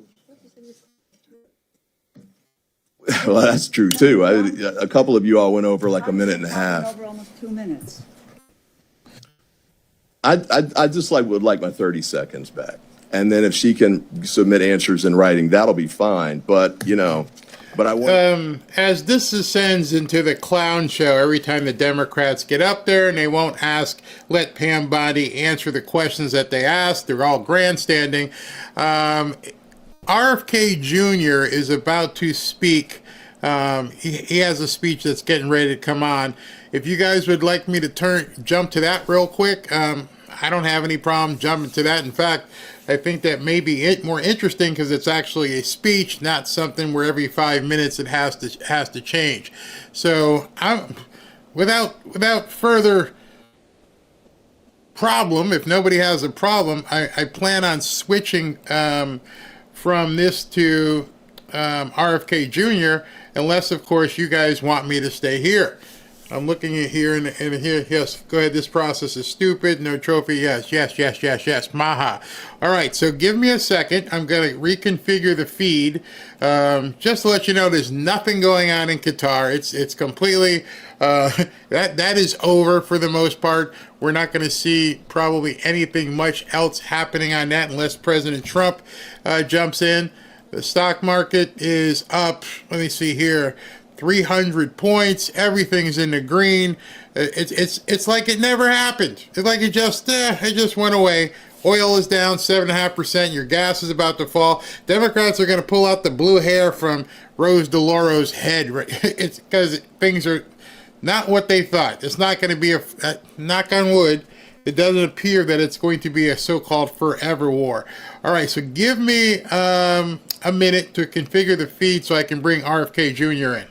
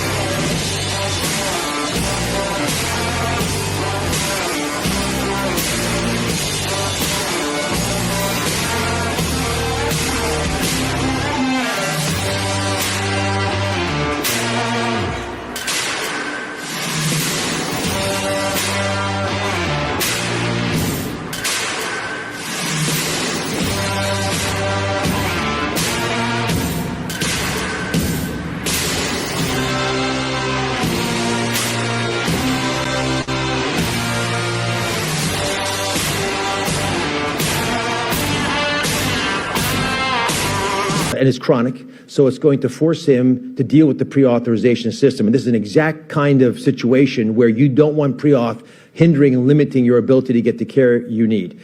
Some of you know him as Dr. McSteamy from Grey's Anatomy, but Secretary Kennedy and I call him friend Eric Dane.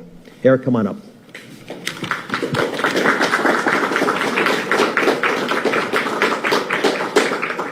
And I'll have Eric share his diagnosis when he comes up. He's been very public about it, which is a brave thing to do.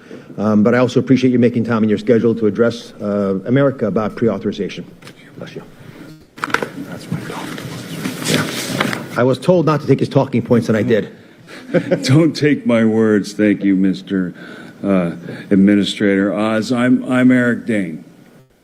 Some of you may know me from TV shows such as Grey's Anatomy, which I play a doctor, but I am here today to speak briefly as a patient battling ALS, also known as Lou Gehrig's disease. When that diagnosis hits and you find out that you're sick, your life becomes filled with great uncertainty. And the worst thing that we can do is add even more uncertainty for patients and their loved ones with unnecessary prior authorization. Anything we can do to give patients more certainty with fewer delays is a worthwhile endeavor. I've been fortunate and have the means to access great care. I'm lucky. Not everyone is in the same position. I am acutely aware of that. I applaud the insurance industry coming together with officials from CMS and HHS to take these steps in the right direction. Today is about all those who need more certainty, faster answers, and more hope for recovery. Thank you. Thank you, Eric.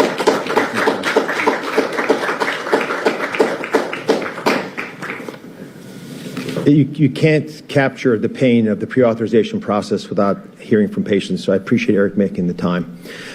Physicians live through this continually, and I have two physicians who've volunteered to come over from Capitol Hill despite all the crazy busyness over there and spend some time with us. Senator Marshall is a good friend. We spent a lot of time brainstorming ways to improve healthcare in America, and pre-authorization, if you get two doctors together, always comes up. Senator Marshall. Thank you so much. Well, good afternoon, everybody. I want to say a special thanks to Secretary Kennedy and CMS Administrator Dr. Oz, and especially President Trump for inviting me to participate in today's event to address the #1 bureaucratic nightmare facing doctors and patients, prior authorization. Now, long before I ran for Congress, I practiced OBGYN for some 25 years, and I vividly remember a patient I once had scheduled for an infertility surgery. She'd taken time off work and arranged help at home, only to be told the morning of her procedure that her insurance company had added another step to the prior authorization process, abruptly canceling her surgery. Now, whether you need a hip replacement or a heart catheterization, many patients feel their critical care has been delayed by an opaque and burdensome prior authorization process. It's something I hear about all the time back home. Moreover, physicians and nurses complain the process has become increasingly onerous because of constantly changing requirements, often demanding more time to navigate the red tape than to complete the pre-surgery medical workup. Today, by having all the players in the room, we hope to see a common-sense solution to streamline and improve our healthcare system. We must prioritize patients' health over corporate profits and arbitrary cost-cutting measures. For nearly my entire time in Congress, I fought to reform the prior authorization process in Medicare Advantage. Today's event moves us closer to that goal, ensuring patients receive timely, life-saving, and health-restoring care. Again, I just look forward to working with Secretary Kennedy, Administrator Oz, and insurers together to overhaul this process. I'm going to continue to champion this fight in Congress and support their efforts. And again, I'm just proud to stand alongside President Trump's A-team as we work to make healthcare more patient and provider-friendly for doctors, nurses, and patients alike. Next, I'm just proud to introduce one of my very good friends, a fellow physician, a urologist still practicing medicine, Congressman from the great state of North Carolina, Dr. Greg Murphy. Greg? Appreciate it very much. Thank you, Secretary Kennedy, and thank you, Dr. Oz. How did we end up here? I think that's a real question. I can say now, after 32 years in clinical practice, which I still see patients, how did we get here? I think that's really critical. I think we all know that the maternal-fetal bond is probably the strongest human relation there is. I think the second one is the doctor-patient relationship. We saw a lot of that tinkered with during the pandemic. But I still see patients because I love it. I think my patients appreciate it, but it also helps me on a daily basis be cognizant and be present with my colleagues in Congress to talk about issues that are happening in medicine today. Just like Dr. Marshall, I have had innumerable episodes where patients call back crying or patients call back upset that their insurance company would not allow things, would not allow a treatment plan that I, as their trusted physician, have recommended. How did that happen? How did we get to that spot? Because, guys, that is basically putting somebody between the doctor and the patient. An opaque person in a cubicle which has a list of things that they are allowing and not allowing. How did we get here? We got here with 2 or 3 different ways. One is, I'm always happy to put the blame where it is. I do think we have some physicians that overorder tests. I do. I have younger partners, and I say to them, why are you doing that? Is it going to change patient care? Just because you want to know is not an answer. So there is some blame, and I'm happy to point this out on the physician community for over-ordering things. So I think we have to get, in part of our calculus, better taught in medical school and in residencies, why are you doing this? Why are we doing this? But that's not where I'm going to put the major blame. Sadly enough, we have people that take a good system. They're honored to be able to provide insurance coverage for all of America, for patients. But sadly enough, maybe in some boardrooms or in some other rooms, we've had people to say, how can we game the system? How can we get more money rather than deliver the money to the people who provide the care? You know, I think these are great. I would add one. I don't know how many times I've had to stop my clinic or stop in the operating room and talk to another person to about denial of care. I need to be able to speak to a peer, not a radiologist, not somebody who is a pediatrician, not someone who does not know my field, but a peer-to-peer to be able to say, this is what's going on with the patient, and then have the insurance company doctor on the other side should be knowledgeable about what I'm talking about and me not to have to explain them. So I urge my insurance companies really to offer that up and put one thing forward. This is a great day. It has been years in coming, and it is a day too long in coming. But I'm glad to hear that insurance companies have now understood what they've been doing is not right, and that they're coming to the table to try to fix fix some of those errors. But I will say this, being a surgeon, I'm a skeptic. The proof is going to be in the pudding. Are they really going to step up and do things, or are they doing something to placate an audience? We're going to hold them to the fire continually to make sure they're doing what they're saying they're going to do and provide and get out of the room, get out of the space between the doctor and the patient, and let the doctor deliver the good care that they know how to do. Thank you very much. Thank you, Secretary Kennedy. Thank you very much. Thank you. I've known Secretary Kennedy for many years, and you meet a lot of people in life, and I don't think I know someone who's more righteous, who feels so wronged when he thinks things aren't being done correctly. So early on, he raised the issue of pre-authorization, and why was it that it was happening at all? And there are some reasons why pre-authorization exists, but he kept pushing and pushing, and with the team, got everyone focused, as someone who has the power to convene does so well. And I wanted Secretary Kennedy to spend a few moments describing his perspectives on pre-authorization, and then perhaps we can take some questions. Secretary Kennedy.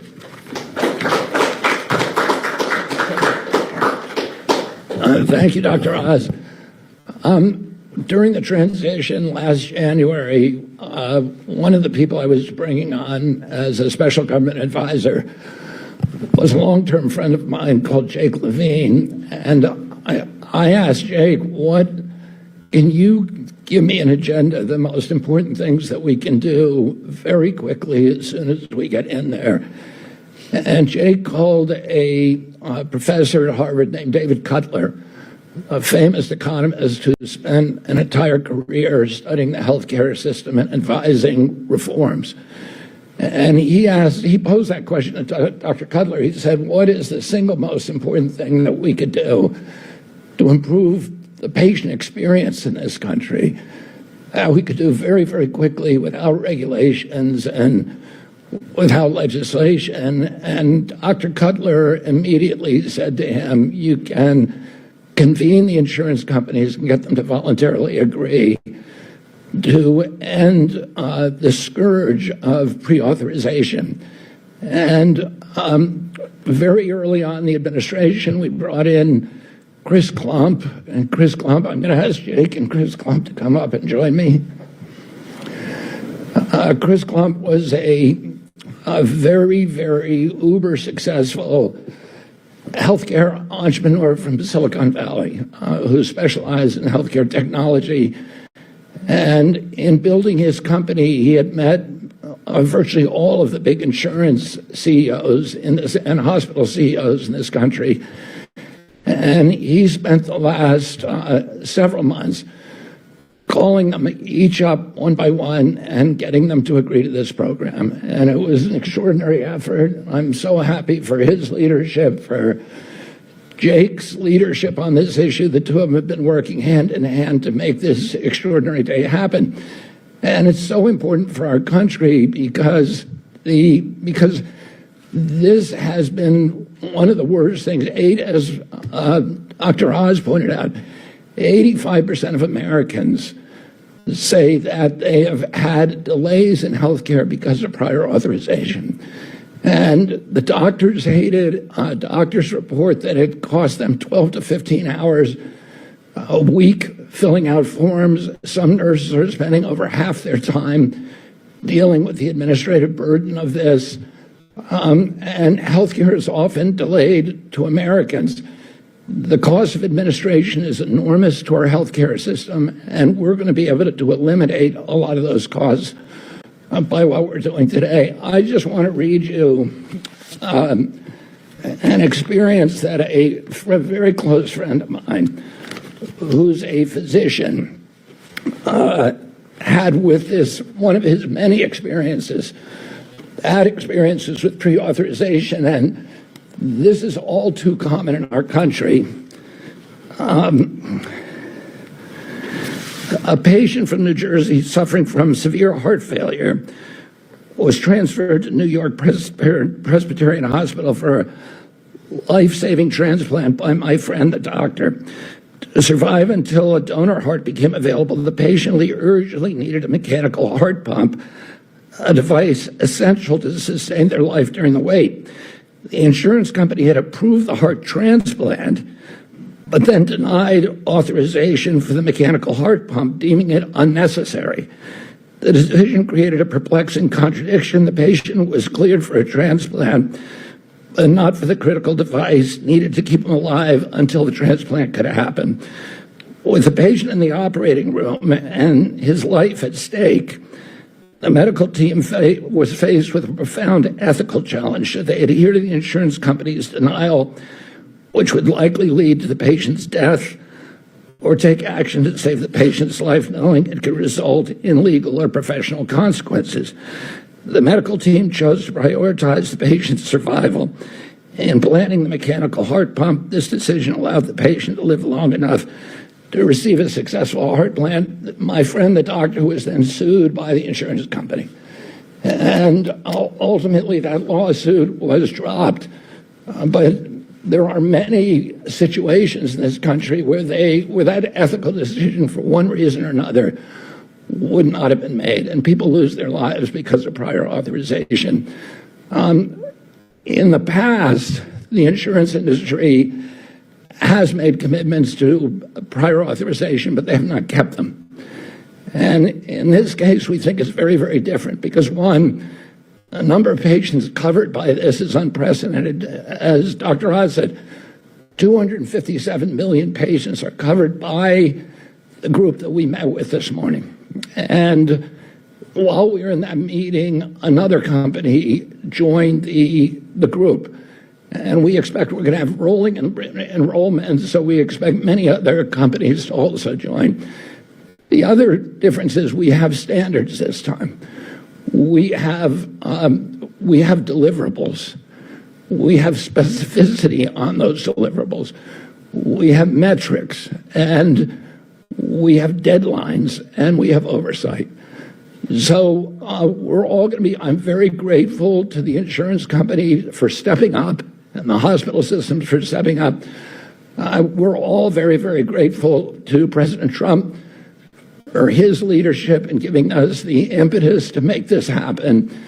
This has been something that we have been struggling with in this country for decades. 2 decades of presidents have promised to do this, and none of them have succeeded. Congressman Murphy has been working on this issue for 35 years. And it's a priority for him, and it's been a priority for many people in Congress. And can I ask Congressman Murphy and Senator Marshall to come up as well? So, you know, today, because of President Trump's leadership, we are agreeing to this momentous and monumental achievement. And we hope to see the dividends of this success story immediately materialize as a better experience for the American, for millions, hundreds of millions, literally, of American patients. I want to thank all of you for being here, and we're happy to take questions.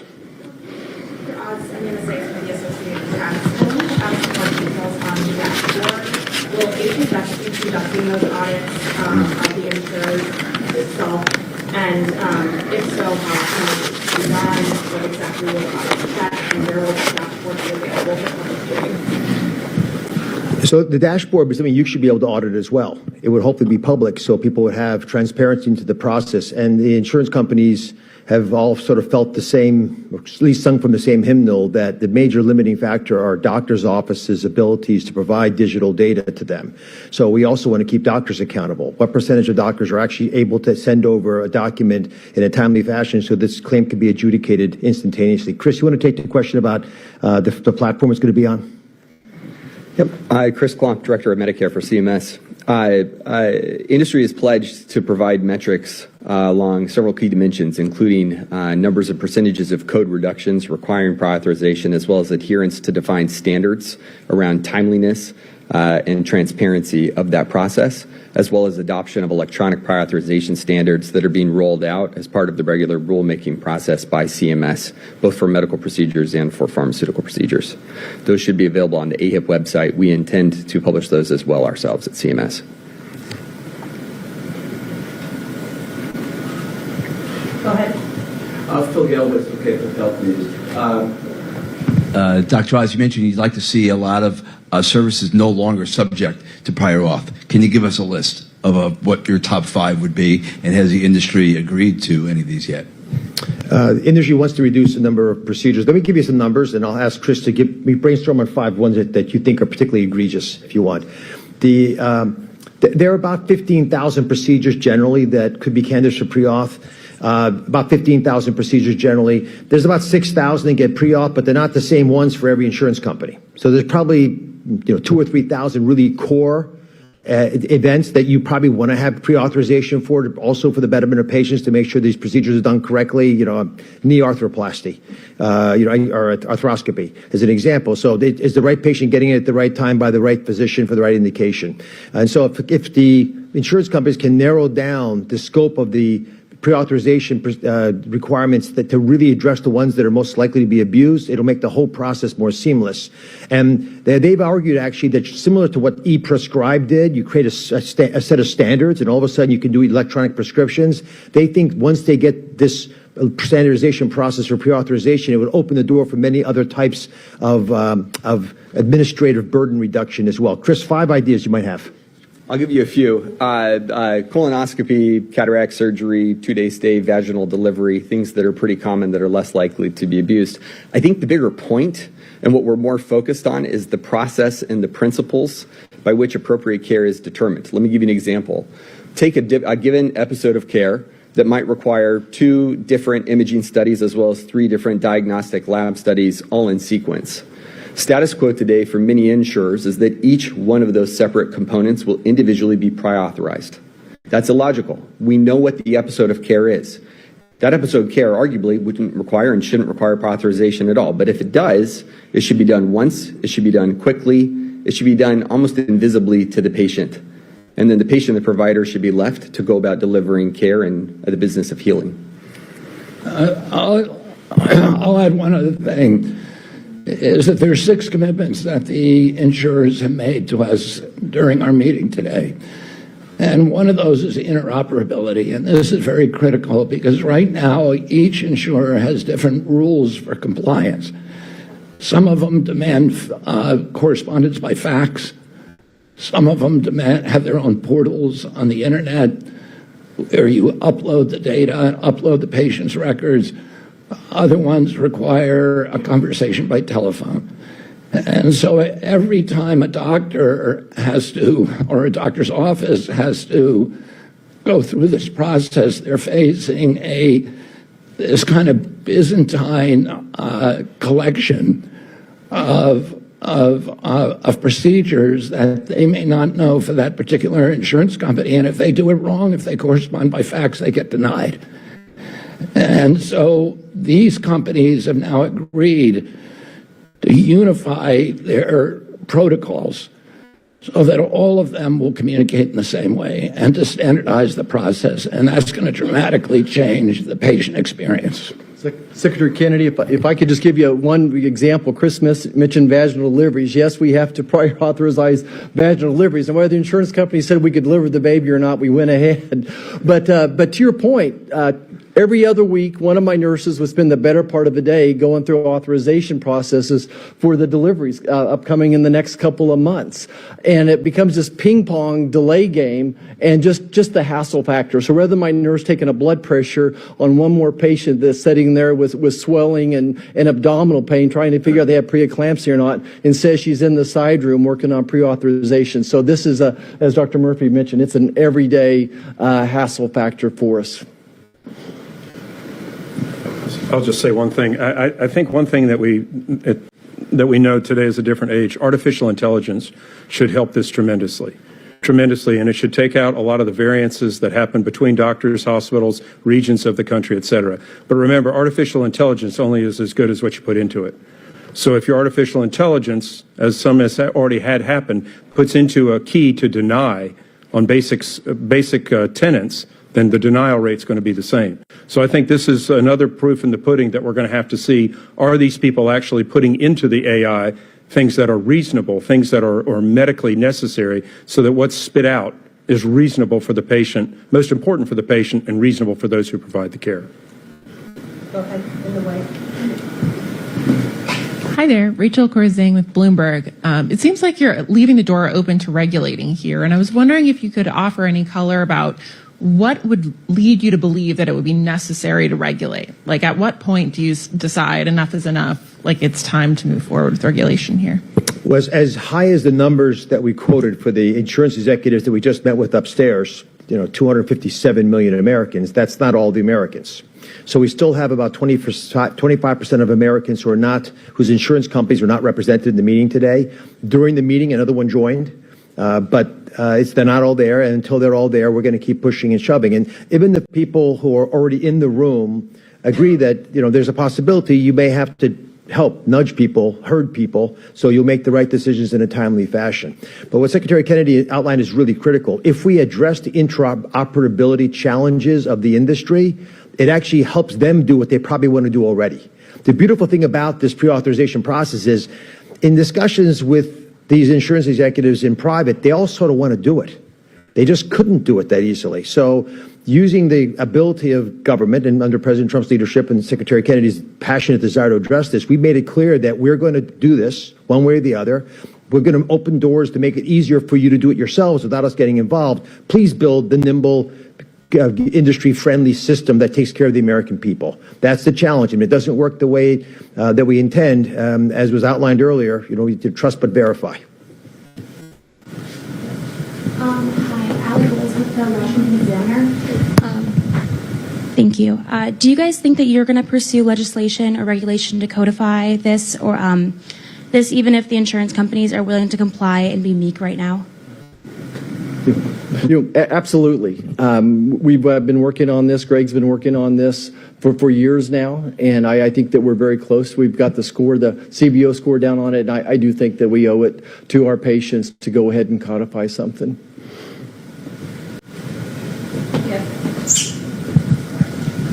Hi, Adair Tuchin, Real Clear Politics. And then I'm just wondering, since these are voluntary reforms, what incentives will HHS provide to ensure insurers actually comply and follow through? And then if not, what recourse will patients have if delays or denials persist? This is a very fast-moving process. We anticipate having in place rules that will protect patients. I should say rules. The industry having rules for themselves in place by the end of this calendar year. So 7 months from now, you're already going to be benefiting from these decisions if you're a patient. We are confident that some companies will come along, others might not. We have the ability through the rules process to enforce pre-authorization if necessary. It is a process that is necessarily limited by a series of steps that's there to protect all Americans. In this case, unfortunately, it's going to slow down the implementation of pre-authorization. That stated, I am optimistic, hopeful that we don't have to do that, but it's always in our back pocket if we need it. Thank you.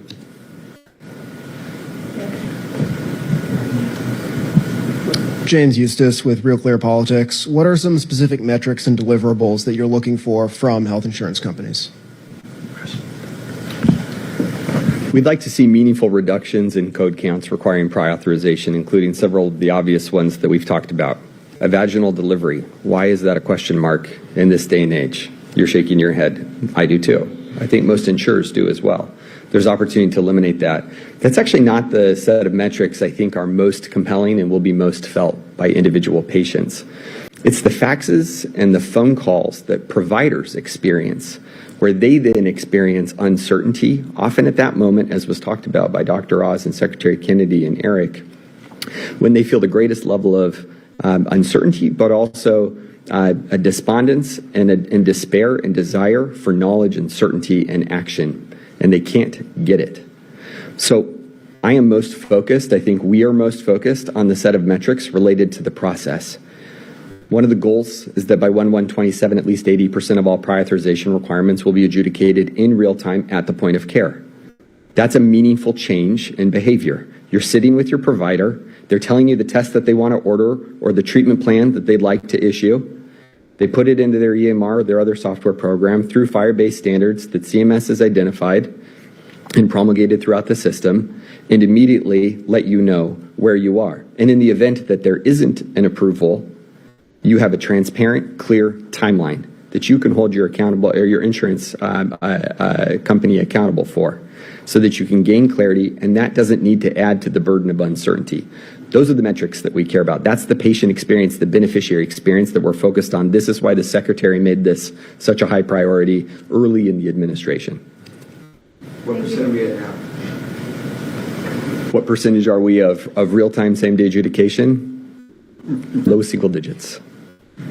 Yeah, it's a little bit complicated. You have to break down medical versus pharmacy, but it's low. And from a patient's perspective, exceptionally low. More than 50% of all prior authorizations are still paper-based using phones and faxes. So you can imagine the timeliness of that. We have our last question right there. Hi, Chelsea Ceruso with Stat News. Dr. Oz, insurers made a similar pledge in 2018 that wasn't quite lived up to. What's different this time around? Secretary Kennedy alluded to that. There was another effort in 2023. I think two things have changed. There's violence in the streets over these issues. This is not something that is a passively accepted reality anymore. Americans are upset about it. Secretary Kennedy made it very clear from the outset that we're going to deal with this issue one way or the other. We have legislation pending that would come in as well to codify some of these changes. But I think the major factor is the industry realizes that some of the things that are pre-authorized just don't make any sense. And they now believe that because we could actually create a interoperable digital system of connectivity with very agreed on standards, this actually could become a real-time process, which takes a lot of money out of the system. They estimated earlier today that it costs between $35 and $45 per documentation of pre-authorization for the doctor's office. It costs the same amount for the insurance company for every single time. And there were 3.2 million documents last year for just Medicare Advantage. So multiply the numbers and you begin to realize we're throwing money away on administrative costs just financially. We're also wasting people's times. And we have the technology today to actually address this in a meaningful fashion. But the most important reality is the administration has made it clear we're not going to tolerate it anymore. So either you fix it or we're going to fix it. and I think they wisely have decided that they should fix it. I'm looking forward to seeing the results. Secretary Kennedy, thank you for giving us an opportunity.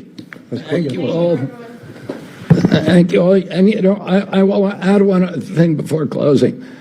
The digitalization and the interoperability of the system will allow us, that this is incentivizing, will allow us to do what we ultimately want to do during this administration, which is to begin the transition to outcome-based care, to value-based care. And, Chris Klump walked away from a billion-dollar company in order to join us here, and he wasn't interested in prestige or power or position or salary. He's interested in changing this system, and we have, from top to bottom in this agency now, these people who have come in here who are interested in only one thing, which is to make this system functional, to rationalize it, to make it work, to make our country healthy again. So I'm very grateful to all of you for all the work, Congressman Murphy, Senator and Oz and Jake Levine and Chris Klump and all the many people at this agency who have made this happen. And I'm very, very grateful to the insurance CEOs for stepping up today. It was an extraordinary meeting. It was filled with people who were not complaining. They were welcoming this opportunity. They were showing their idealism, showing their belief in this country, showing the idealism that got them into this industry of healthcare in the first place, and they feel that they have an opportunity to really transform this system in a monumental way that people have been fighting for years, and do it without regulation, without government intervention, but doing it because of the goodness of American business. And that was a very, very encouraging thing to me, and I'm very grateful to President Trump for the leadership that has inspired people to take these kind of steps with faith in our country and faith in our future. Thank you all very much.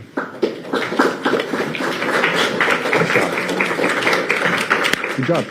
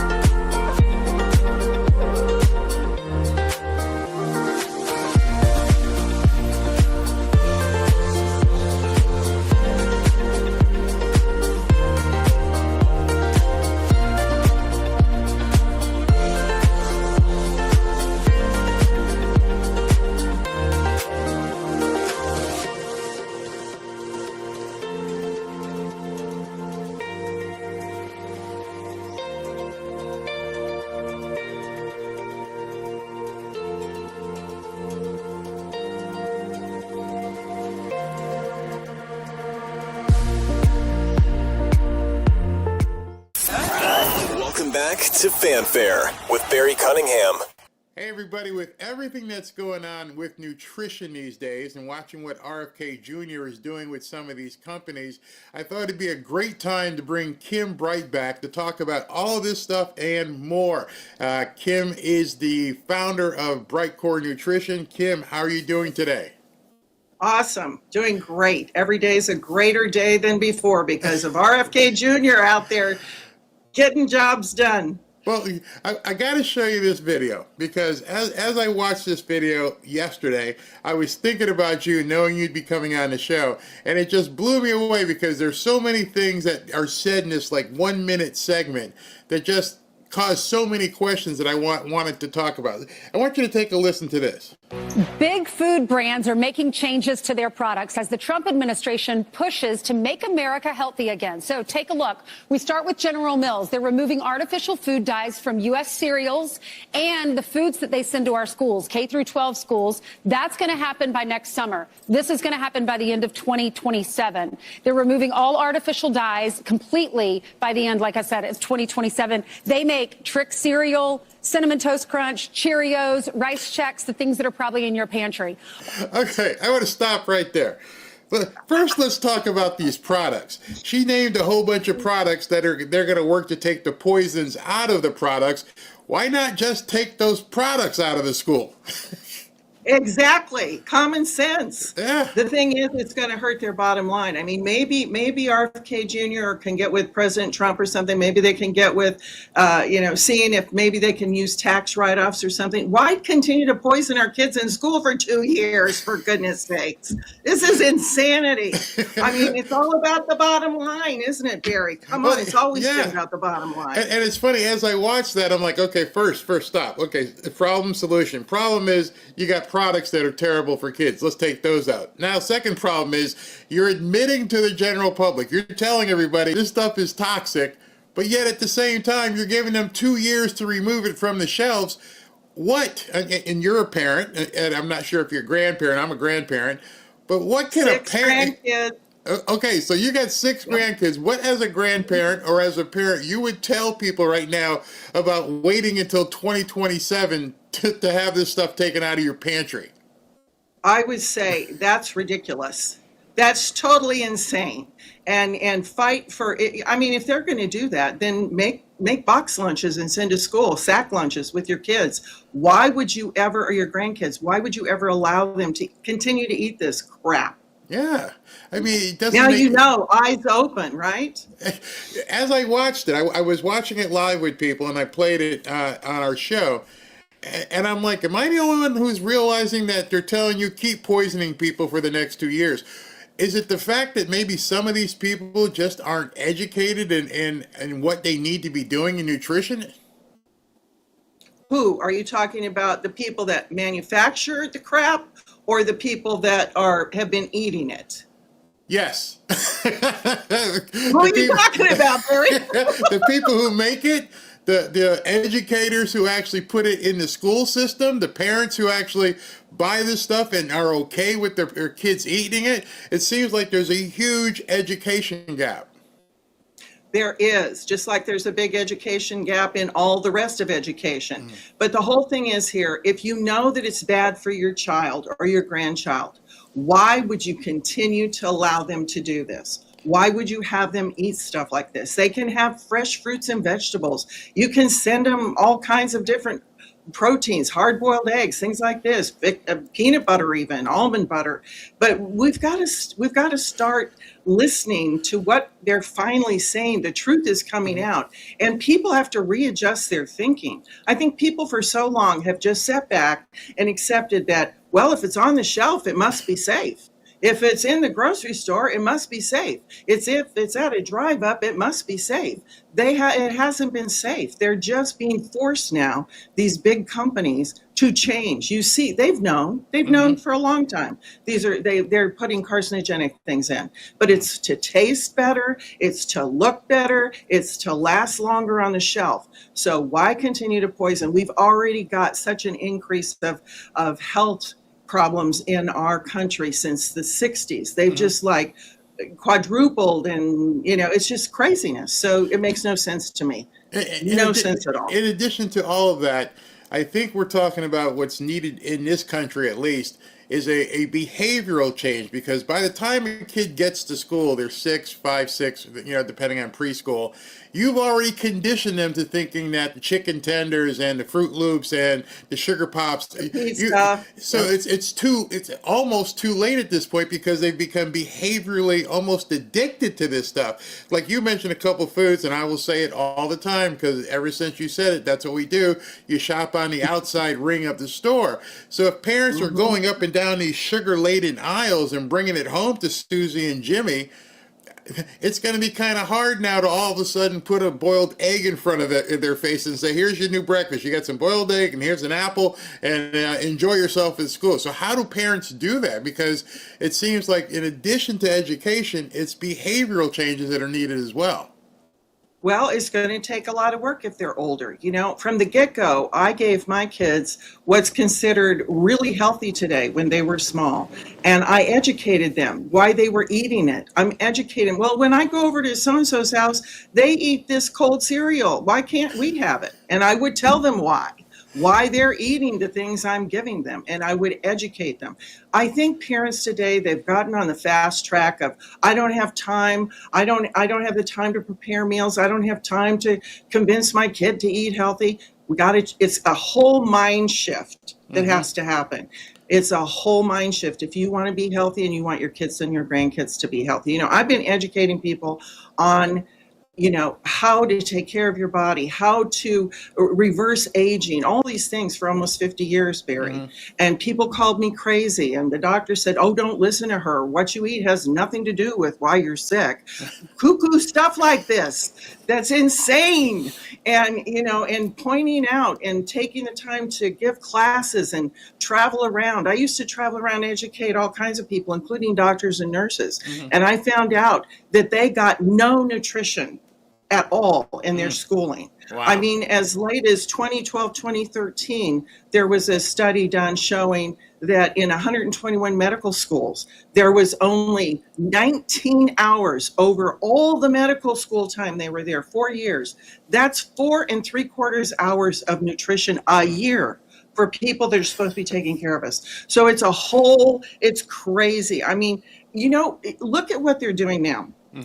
I mean, they failed. Did you ever study in school, Barry, about taking care of your health or how your body works or anything like that? Because I didn't get any of that. I maybe got a little anatomy. That was it, and a little biology. Did you get anything? Not in school, but you have to learn that as you get older. And even then it was suspect because playing football and being an athlete, it was just, get out there, run, and you're spending so many calories doing the practices and the workouts and everything else, you don't realize that you're going to come to an abrupt halt pretty quick when you get older, and so they address that as well. Let's listen to this next piece, and it's the same video, but they're addressing what I consider the problem with adults, because that was what's being done in the school. Now she's going to talk about food, fast food, basically. Listen to this. Also, Kraft and Heinz, they're saying goodbye to the artificial dyes by the end of 2027. Includes Jell-O, Capri Suns, Kool-Aid, and Crystal Light. You know what she left out of there that was a staple of college food? I can't even tell you how many times at 1 o'clock or 2 o'clock in the morning we're eating burgers and crap, and the staple was Kraft macaroni and cheese. I don't even know what's in that stuff. I don't know how it sits on a shelf for a year, and you can still just put it in some boiled water, and all of a sudden they call it cheese. The behavioral stuff that you were just said, has anyone taught you that as a kid? Nope. And they don't teach it to you when you're in college. You're completely on your own. So if you don't learn it as a young age and you show up at college, what do they used to call it? The freshman 10? People would immediately gain 10 or 15 pounds as soon as they got on campus. So how do you fix that? Well, that's all the junk that they were eating that the schools were serving, that were ultra-processed foods, that were, like you were saying, they could sit on a shelf forever. They've got all the artificial chemical dyes and the petroleum-based dyes and all the flavorings and things. It's not real food. And our body identifies it as not real food. And it goes, what do I do with this? I can't process this. This is not a protein or an enzyme or a vitamin or, the things that I need to run on. What is this crap? And then it goes and stores it in the fat cells. And that's what happens. And people get bigger and bigger. Their body slows down, doesn't operate right. And I mean, look at what the liberals have been doing. Thank God Randy Weingarten's out of there. But what are they teaching our kids? They're poisoning their minds starting at age 4 and 5 with sexual stuff, with, you got to know your transgender pronouns. This is important. Not how to take care of your bodies, people. you got to learn all about this, and we got to put all these sexual pornographic books in our school libraries so we can really brainwash your kids. Teach them writing, arithmetic, these kind of things. I mean, Barry, let me tell you something funny here. Off the subject of nutrition, I've been writing in cursive forever. I don't like computers. I'm not really big on anything electronic, not interested in it, okay? I use it because I have to. But it's not up to my ear, full blow all the time. It's not in my pocketbook, nothing. So here's the thing. I write in cursive. I have been made fun of and said, why don't you just do it on the keyboard? Yeah. And I said, because I can think better and I can analyze better for some reason. I don't understand it. And do you know that there's been a study done at Norwegian University, Technical College or Technical School, something like that. And they found out that the people that use cursive are able to connect with their brain better. They have, let me look here down. It was the Norway University of Science and Tech. They proved the old-fashioned cursive was better for brain learning and memory. It synchronizes our brain waves and stimulates more electrical energy going from our brain to all parts of our body.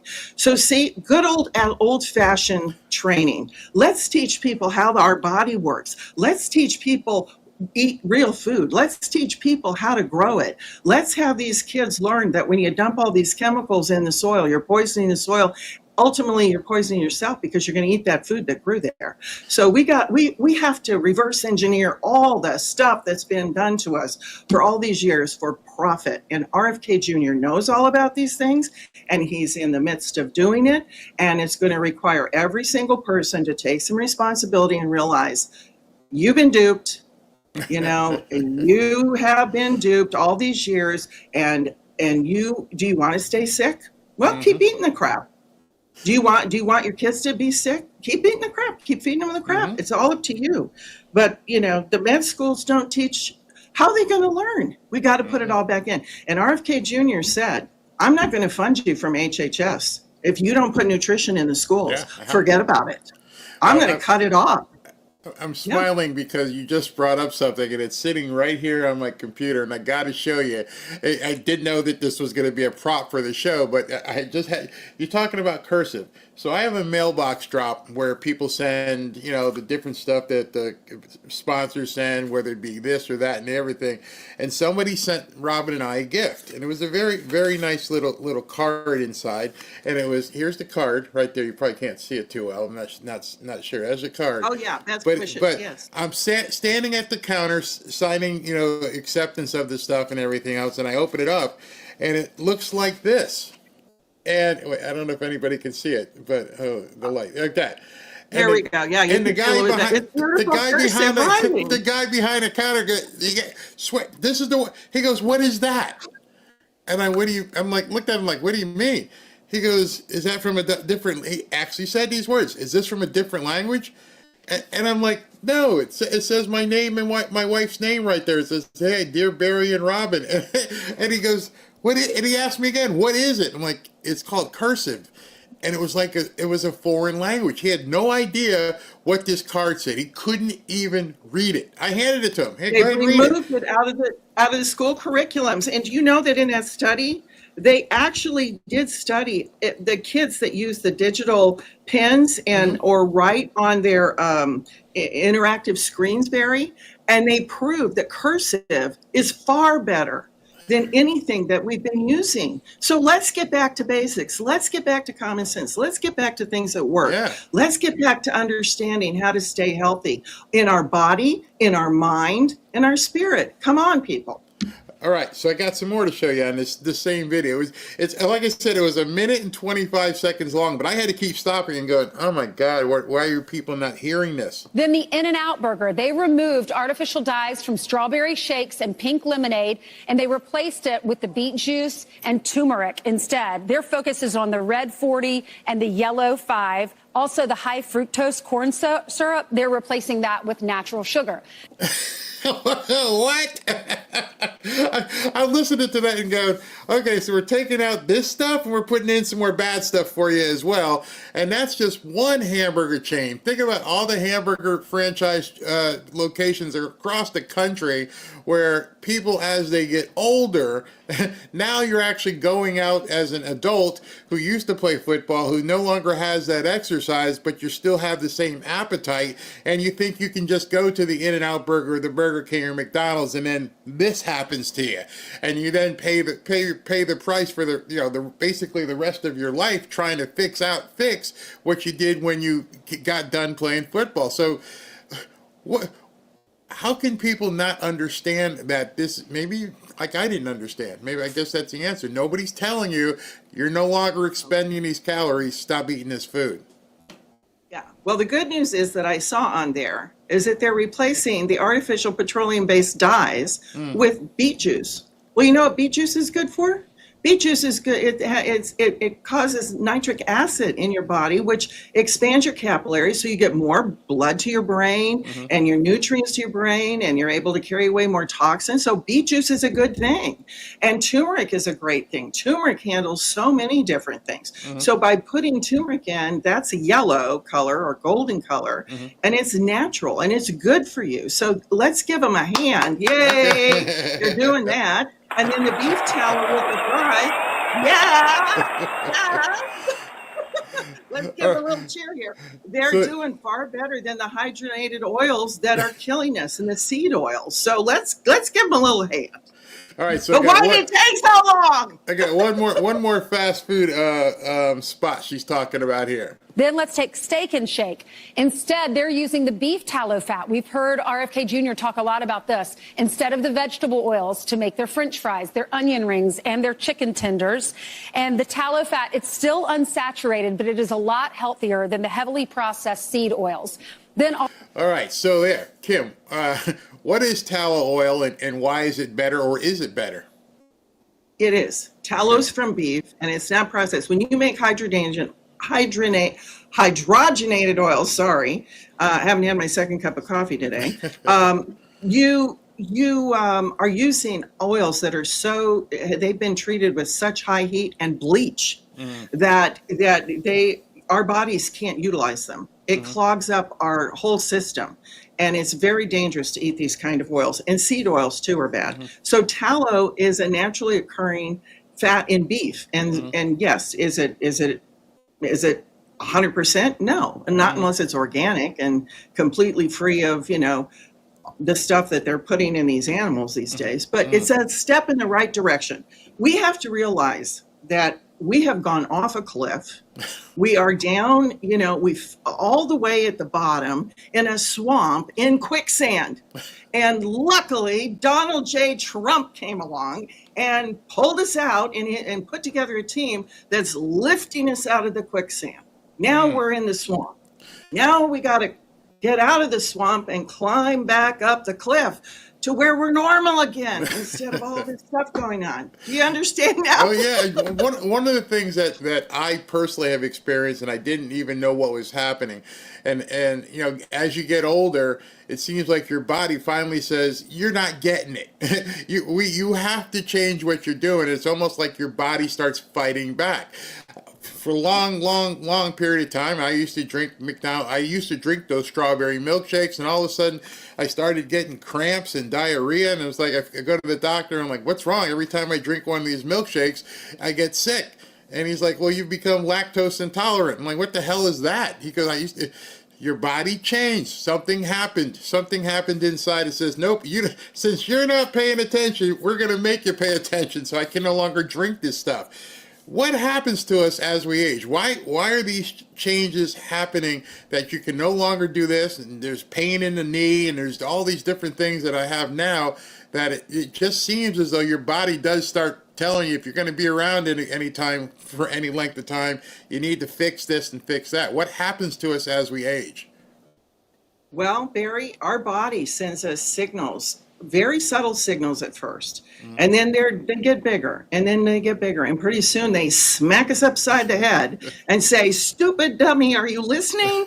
And then we have to have all these pains and aches, and all this stuff happens. Well, what happens is God made us perfect, okay, and we screwed it up because of our choices and because we didn't know. We haven't been educated and we haven't taken the time to look. I had to have a near-death experience to wake up, and God put me on the path of nutrition. So I was out modeling and acting in Los Angeles and Hollywood and doing all the bad things, and then, boom, I had the near-death experience, and then I'm on the nutrition path, which is, thank God he did that, and that was when I was 20. Wow. So the whole thing here is, as we start to age, and if we're eating these substances, I can't even call them food, that have been loaded with petrochemicals, sprayed heavily with petrochemicals, our body is so out of balance with chemicals, it is a joke.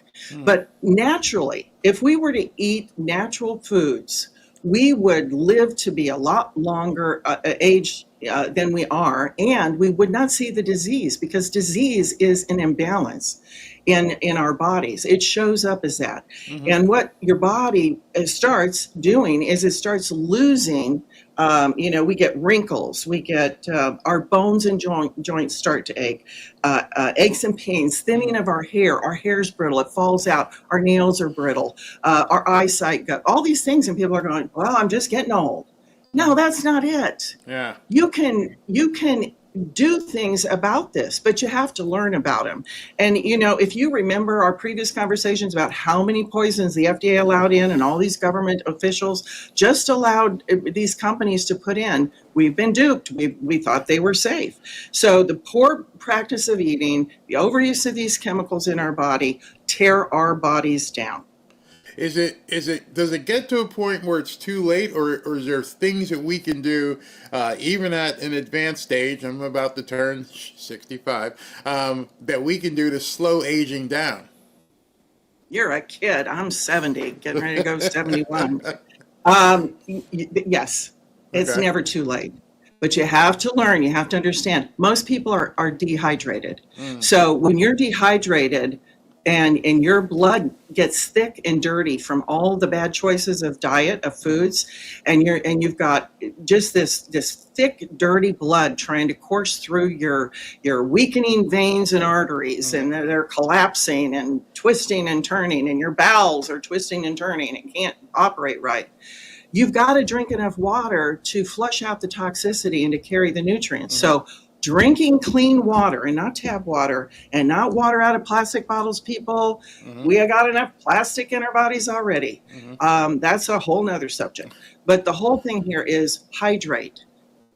And you've got to bring oxygen in. You've got to exercise. You've got to move. Get out and dance. Get out and walk. Walking is the best thing, because people tend to slow down and because they start to ache, and then they're like, oh, I don't want to walk. I don't want to do this. I don't want to exercise. You have to. That's why part of the reason why you're aching, because your body is unable to get rid of the toxins. You're not giving it enough oxygen. You're not giving it enough water. And when I say water, I'm not talking sodas. I'm not talking coffee. I'm not talking sweet teas. I'm not talking Gatorade, which is loaded, which all athletes drink, with artificial dyes and all kinds of crap, petroleum-based stuff, and that's what you're supposed to rehydrate with?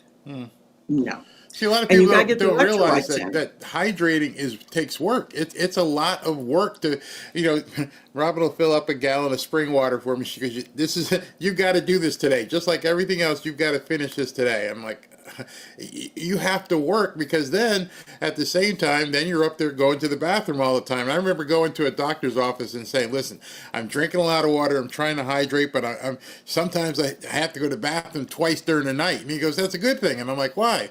He goes, means you're alive. I'm like, oh, okay. Well, I don't quite agree with that. No, you know why it's hard to drink the water? Because we're used to, I'm 70, I don't get up during the night, and I drink plenty of water, but we're missing electrolytes. We're missing the minerals.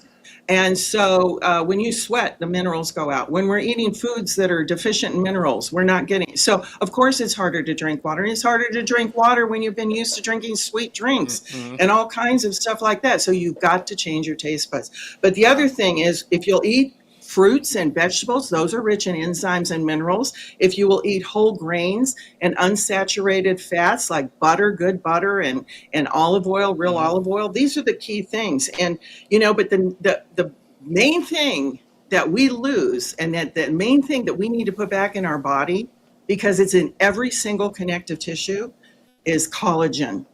Collagen is the glue that holds us together.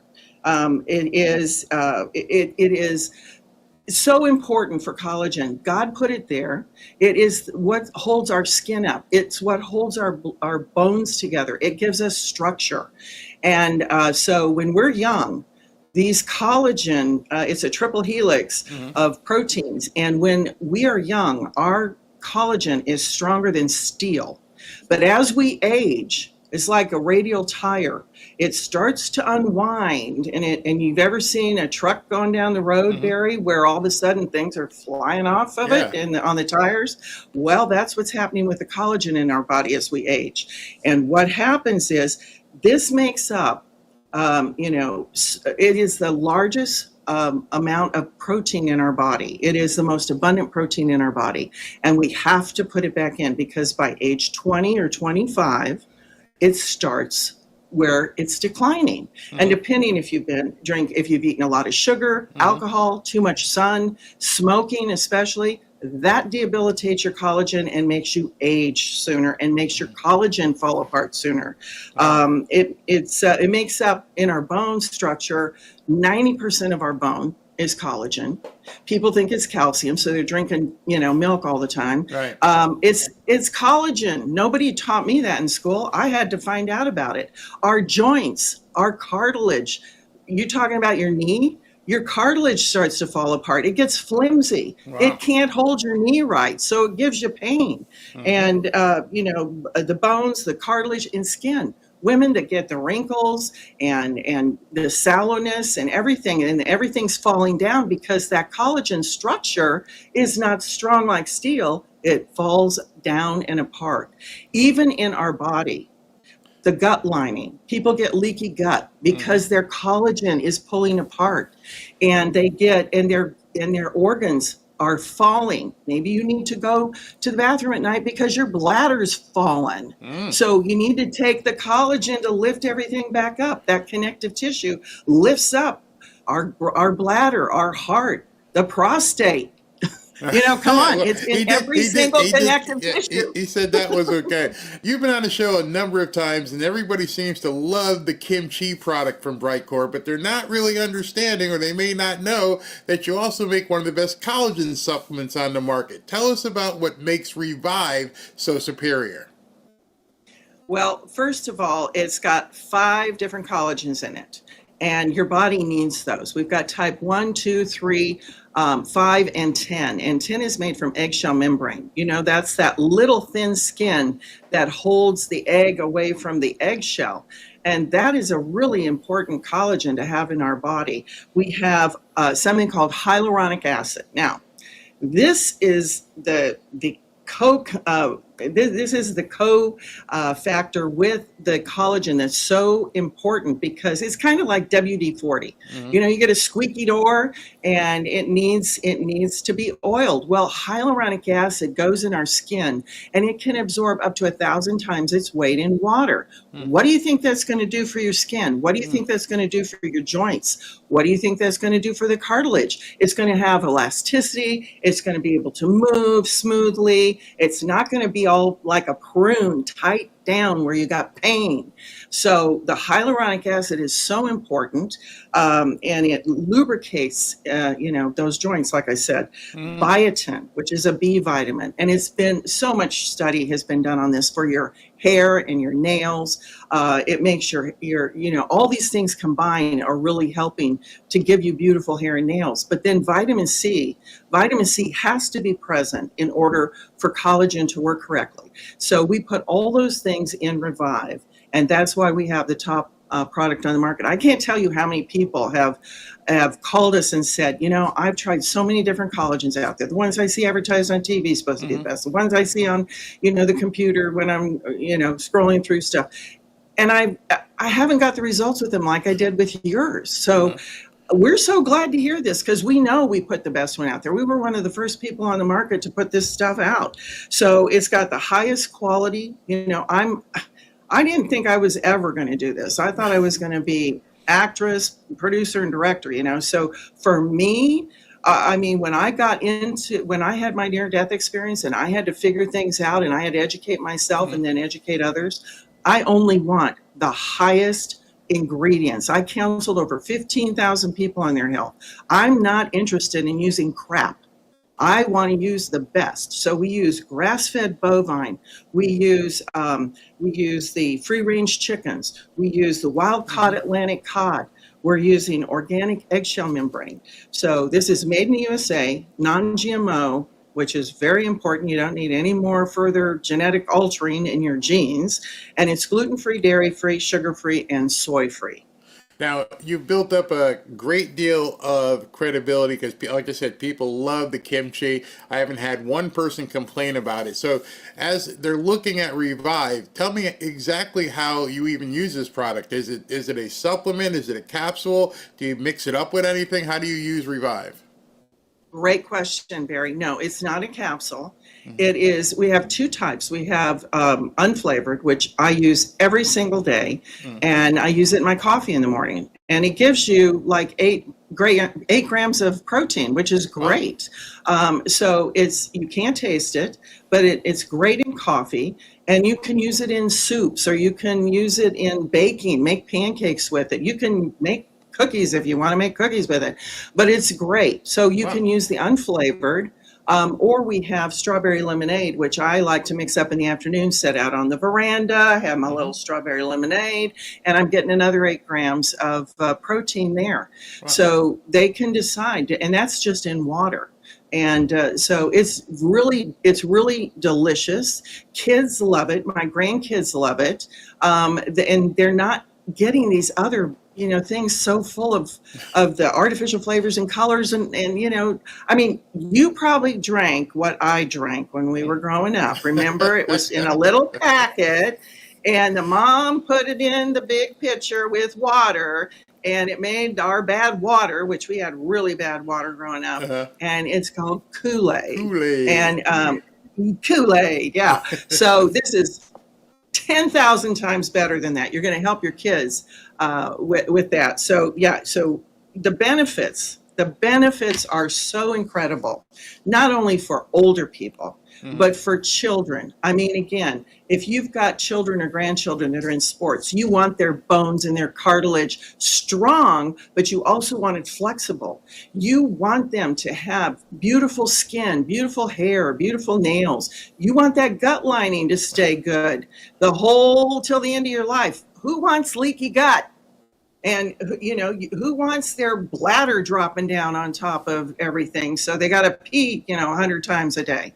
So you need collagen. You need to replace this on an everyday basis. The benefits are amazing. Even after surgery, you heal quicker.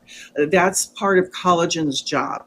So not only is it beauty, not only is it on the inside, collagen has to be used every single day. I'm looking over. We got 90-day money-back guarantee too. I forgot to add. So before you get there, I'm looking over at the chat here, and people are asking, is there a special offer for the Fanfare family today? What can you do for us if these people here want to get this today? All right, let me see what we got. All right, so you can go to mybrightcore.com / Cunningham. And use the code Barry, and we'll give you 25% off by using that. But being an educator, teaching people for almost 50 years, I love to talk. I love to have people call in so our staff can talk to you, make sure this is right for you, answer any questions. We're not AI. Never going to be, hopefully, and we don't speak foreign languages. We speak English, and so you can understand us, and we can understand you. So here's what I'd really like you to do. Call in at 888-418-6738. We're going to give you up to 50% off and your order. We're going to give you free shipping. And guess what? I got a special thing here that to put more collagen on your skin. If you call in, you're going to receive a free collagen. Let's see, how do I get it to show? Where do I need to go? Here we go. A collagen sheet mask with rose oil and the hyaluronic acid. This is incredible. I have so many professional people using this that, model and things like that love it and say it's the best mask they've ever had on their face. So call in. That goes for guys too, right? Yes, you leave it on for 20 minutes and just sit there and watch TV or whatever you want to do, and your skin feels like a baby's butt afterwards. It's so beautiful, so nice. So again, that's 888-418-6738, and we'll give you up to 50% off and plus free shipping and that free sheet mask, a collagen and hyaluronic sheet mask, which is going to make you beautiful. Well, Kim, thank you very, very much for coming on. You're one of the people we always want to go back to, especially anytime RFK Jr. makes any moves. So I'm sure you'll be back. Thank you very, very much. Barry, thank you. Have a blessed day, and let everybody remember, God gave us this temple. We're supposed to take care of it. It houses the Holy Spirit. Read your Bible and find out that that's the truth. Thank you. Thank you very much. All right, I hope you guys enjoyed that. I was shocked as I'm blinking over and looking at some of the comments come in, and people are like, what do you mean? How do you get bottled water without it being in plastic? My wife is a stickler. She gets mad at me all the time because I drink, iced tea, unsweetened iced tea, out of plastic. She will not let plastic touch her mouth. And so I just ran out into the kitchen real quick. I had her bring it over to me. And I said, show people that we know where you do what you do.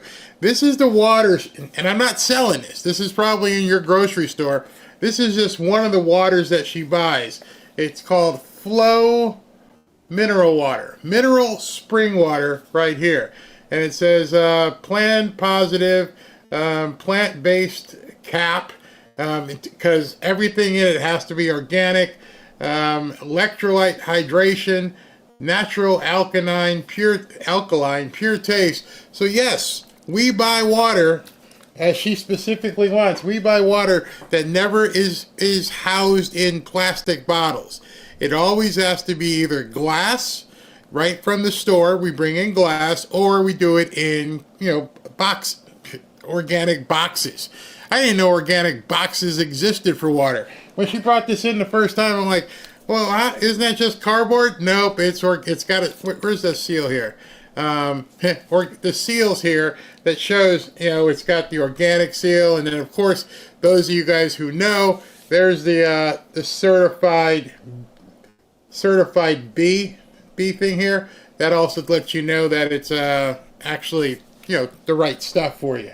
So she tries to keep me healthy as best as she can, because she knows I'm doing 2 shows a day and I'm in here just banging. This show is almost 3.5 hours, and I got to turn it around and come back and do 3 hours again. Well, that probably won't be 3 hours tonight, but anywhere between 6 and 7 hours a day sitting in this chair, get up, do what I need to do, and we have to eat healthy. So some of you guys think that some of the things I bring are infomercials. I want you to understand what's going on with your diet. If it's not something for you, I understand, but I'm getting up there in age. I know most of this audience, most of the Fanfare family is getting up there in age, and it's just little things that I'm doing because of my knee and or my back or different things, so I can be around a while. So, I can keep making videos. So I'm just passing on stuff that we actually do. And hopefully it's of interest to some of you, and you're not having to go into the medicine cabinet and use all kinds of medicines and help you out. So that, yes, you can buy bottle. I mean, you can buy water that's bottled that's not in plastic. You absolutely can, and you don't have to worry about the microplastics going into your body.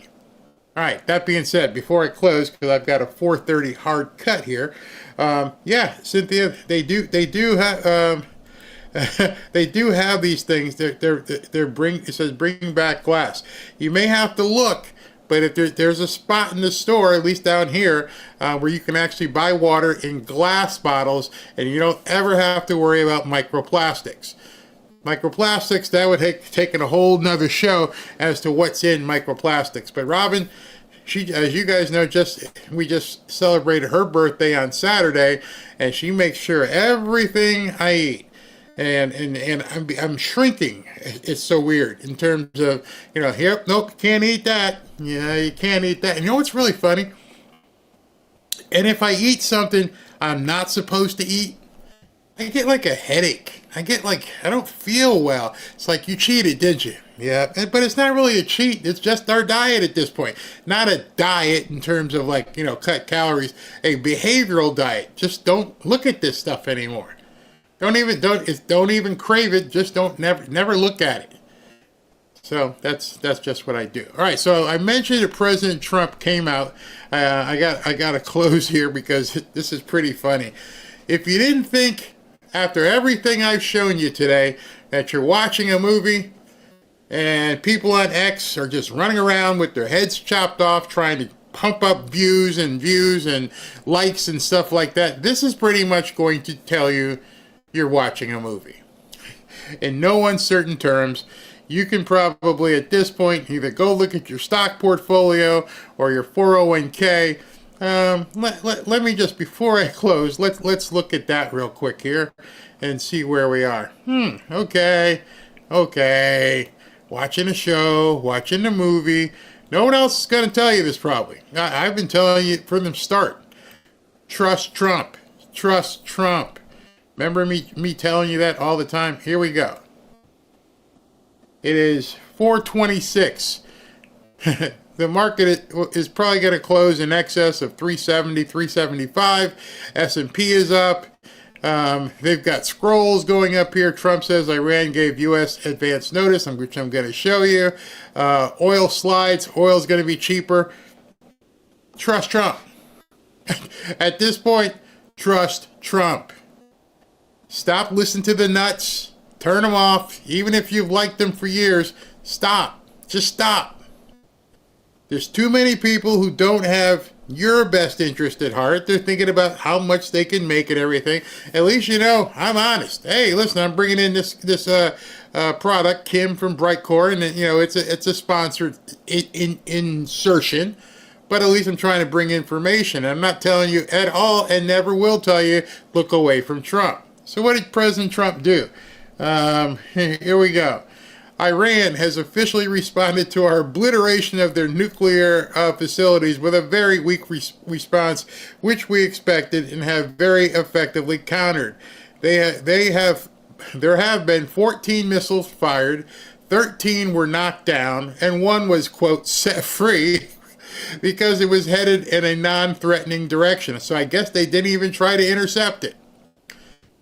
I am pleased to report that no, in capital letters, no Americans were harmed and hardly any damage was done. Most importantly, they've gotten it out of their system. And there will hopefully be no further hate. I want to thank Iran for giving us early notice, which made it possible for no lives to be lost and nobody to be injured. Perhaps Iran can now proceed to peace and harmony in the region, and I will enthusiastically encourage Israel to do the same. Thank you for your attention to this matter. Donald J. Trump, President of the United States. Carry on about your business. There is no forever war. They let them know that they wanted to strike an empty base, and we can't look bad here. Let us do something. All right, go ahead. You could bomb that empty base, and it's over. It's literally over. So, unless they do something stupid tomorrow or stupid tonight, I'm thinking pretty much things are going to be okay. I'm not going to be a fear monger. I'm not going to be a warmonger. I've got no interest in war. All the other stuff I have interest. You can see other people feel the same as me. They're out there going, yeah, buddy, let's make some jack, and that's what's going on. All right. Let me read these super chats. I gotta get out of here because I gotta a phone call in 1 minute to talk about that new software. So let me just read this real quick. I stand with my president. You're right, Tim. The whole B2 probably in Greenland. Yep, it's not too far away. Just another knucklehead. Did I go to the top? Yeah. Oh, okay. Just another knucklehead. Trump has said about Iran before, they have to hit you back to save face. They have to threaten and show retaliation. Hey, Ert, how you doing? Velt, I thought that was why he brought Emil Bove in. Interesting. Ernest Spencer, thank you. Logic or not, I thought the dodo bird was extinct. I think he's talking about Rose DeLauro. Vazul, Miss Avi, our strategy-focused president will take care of any retaliation fantasies by Iran. Expect the unexpected again.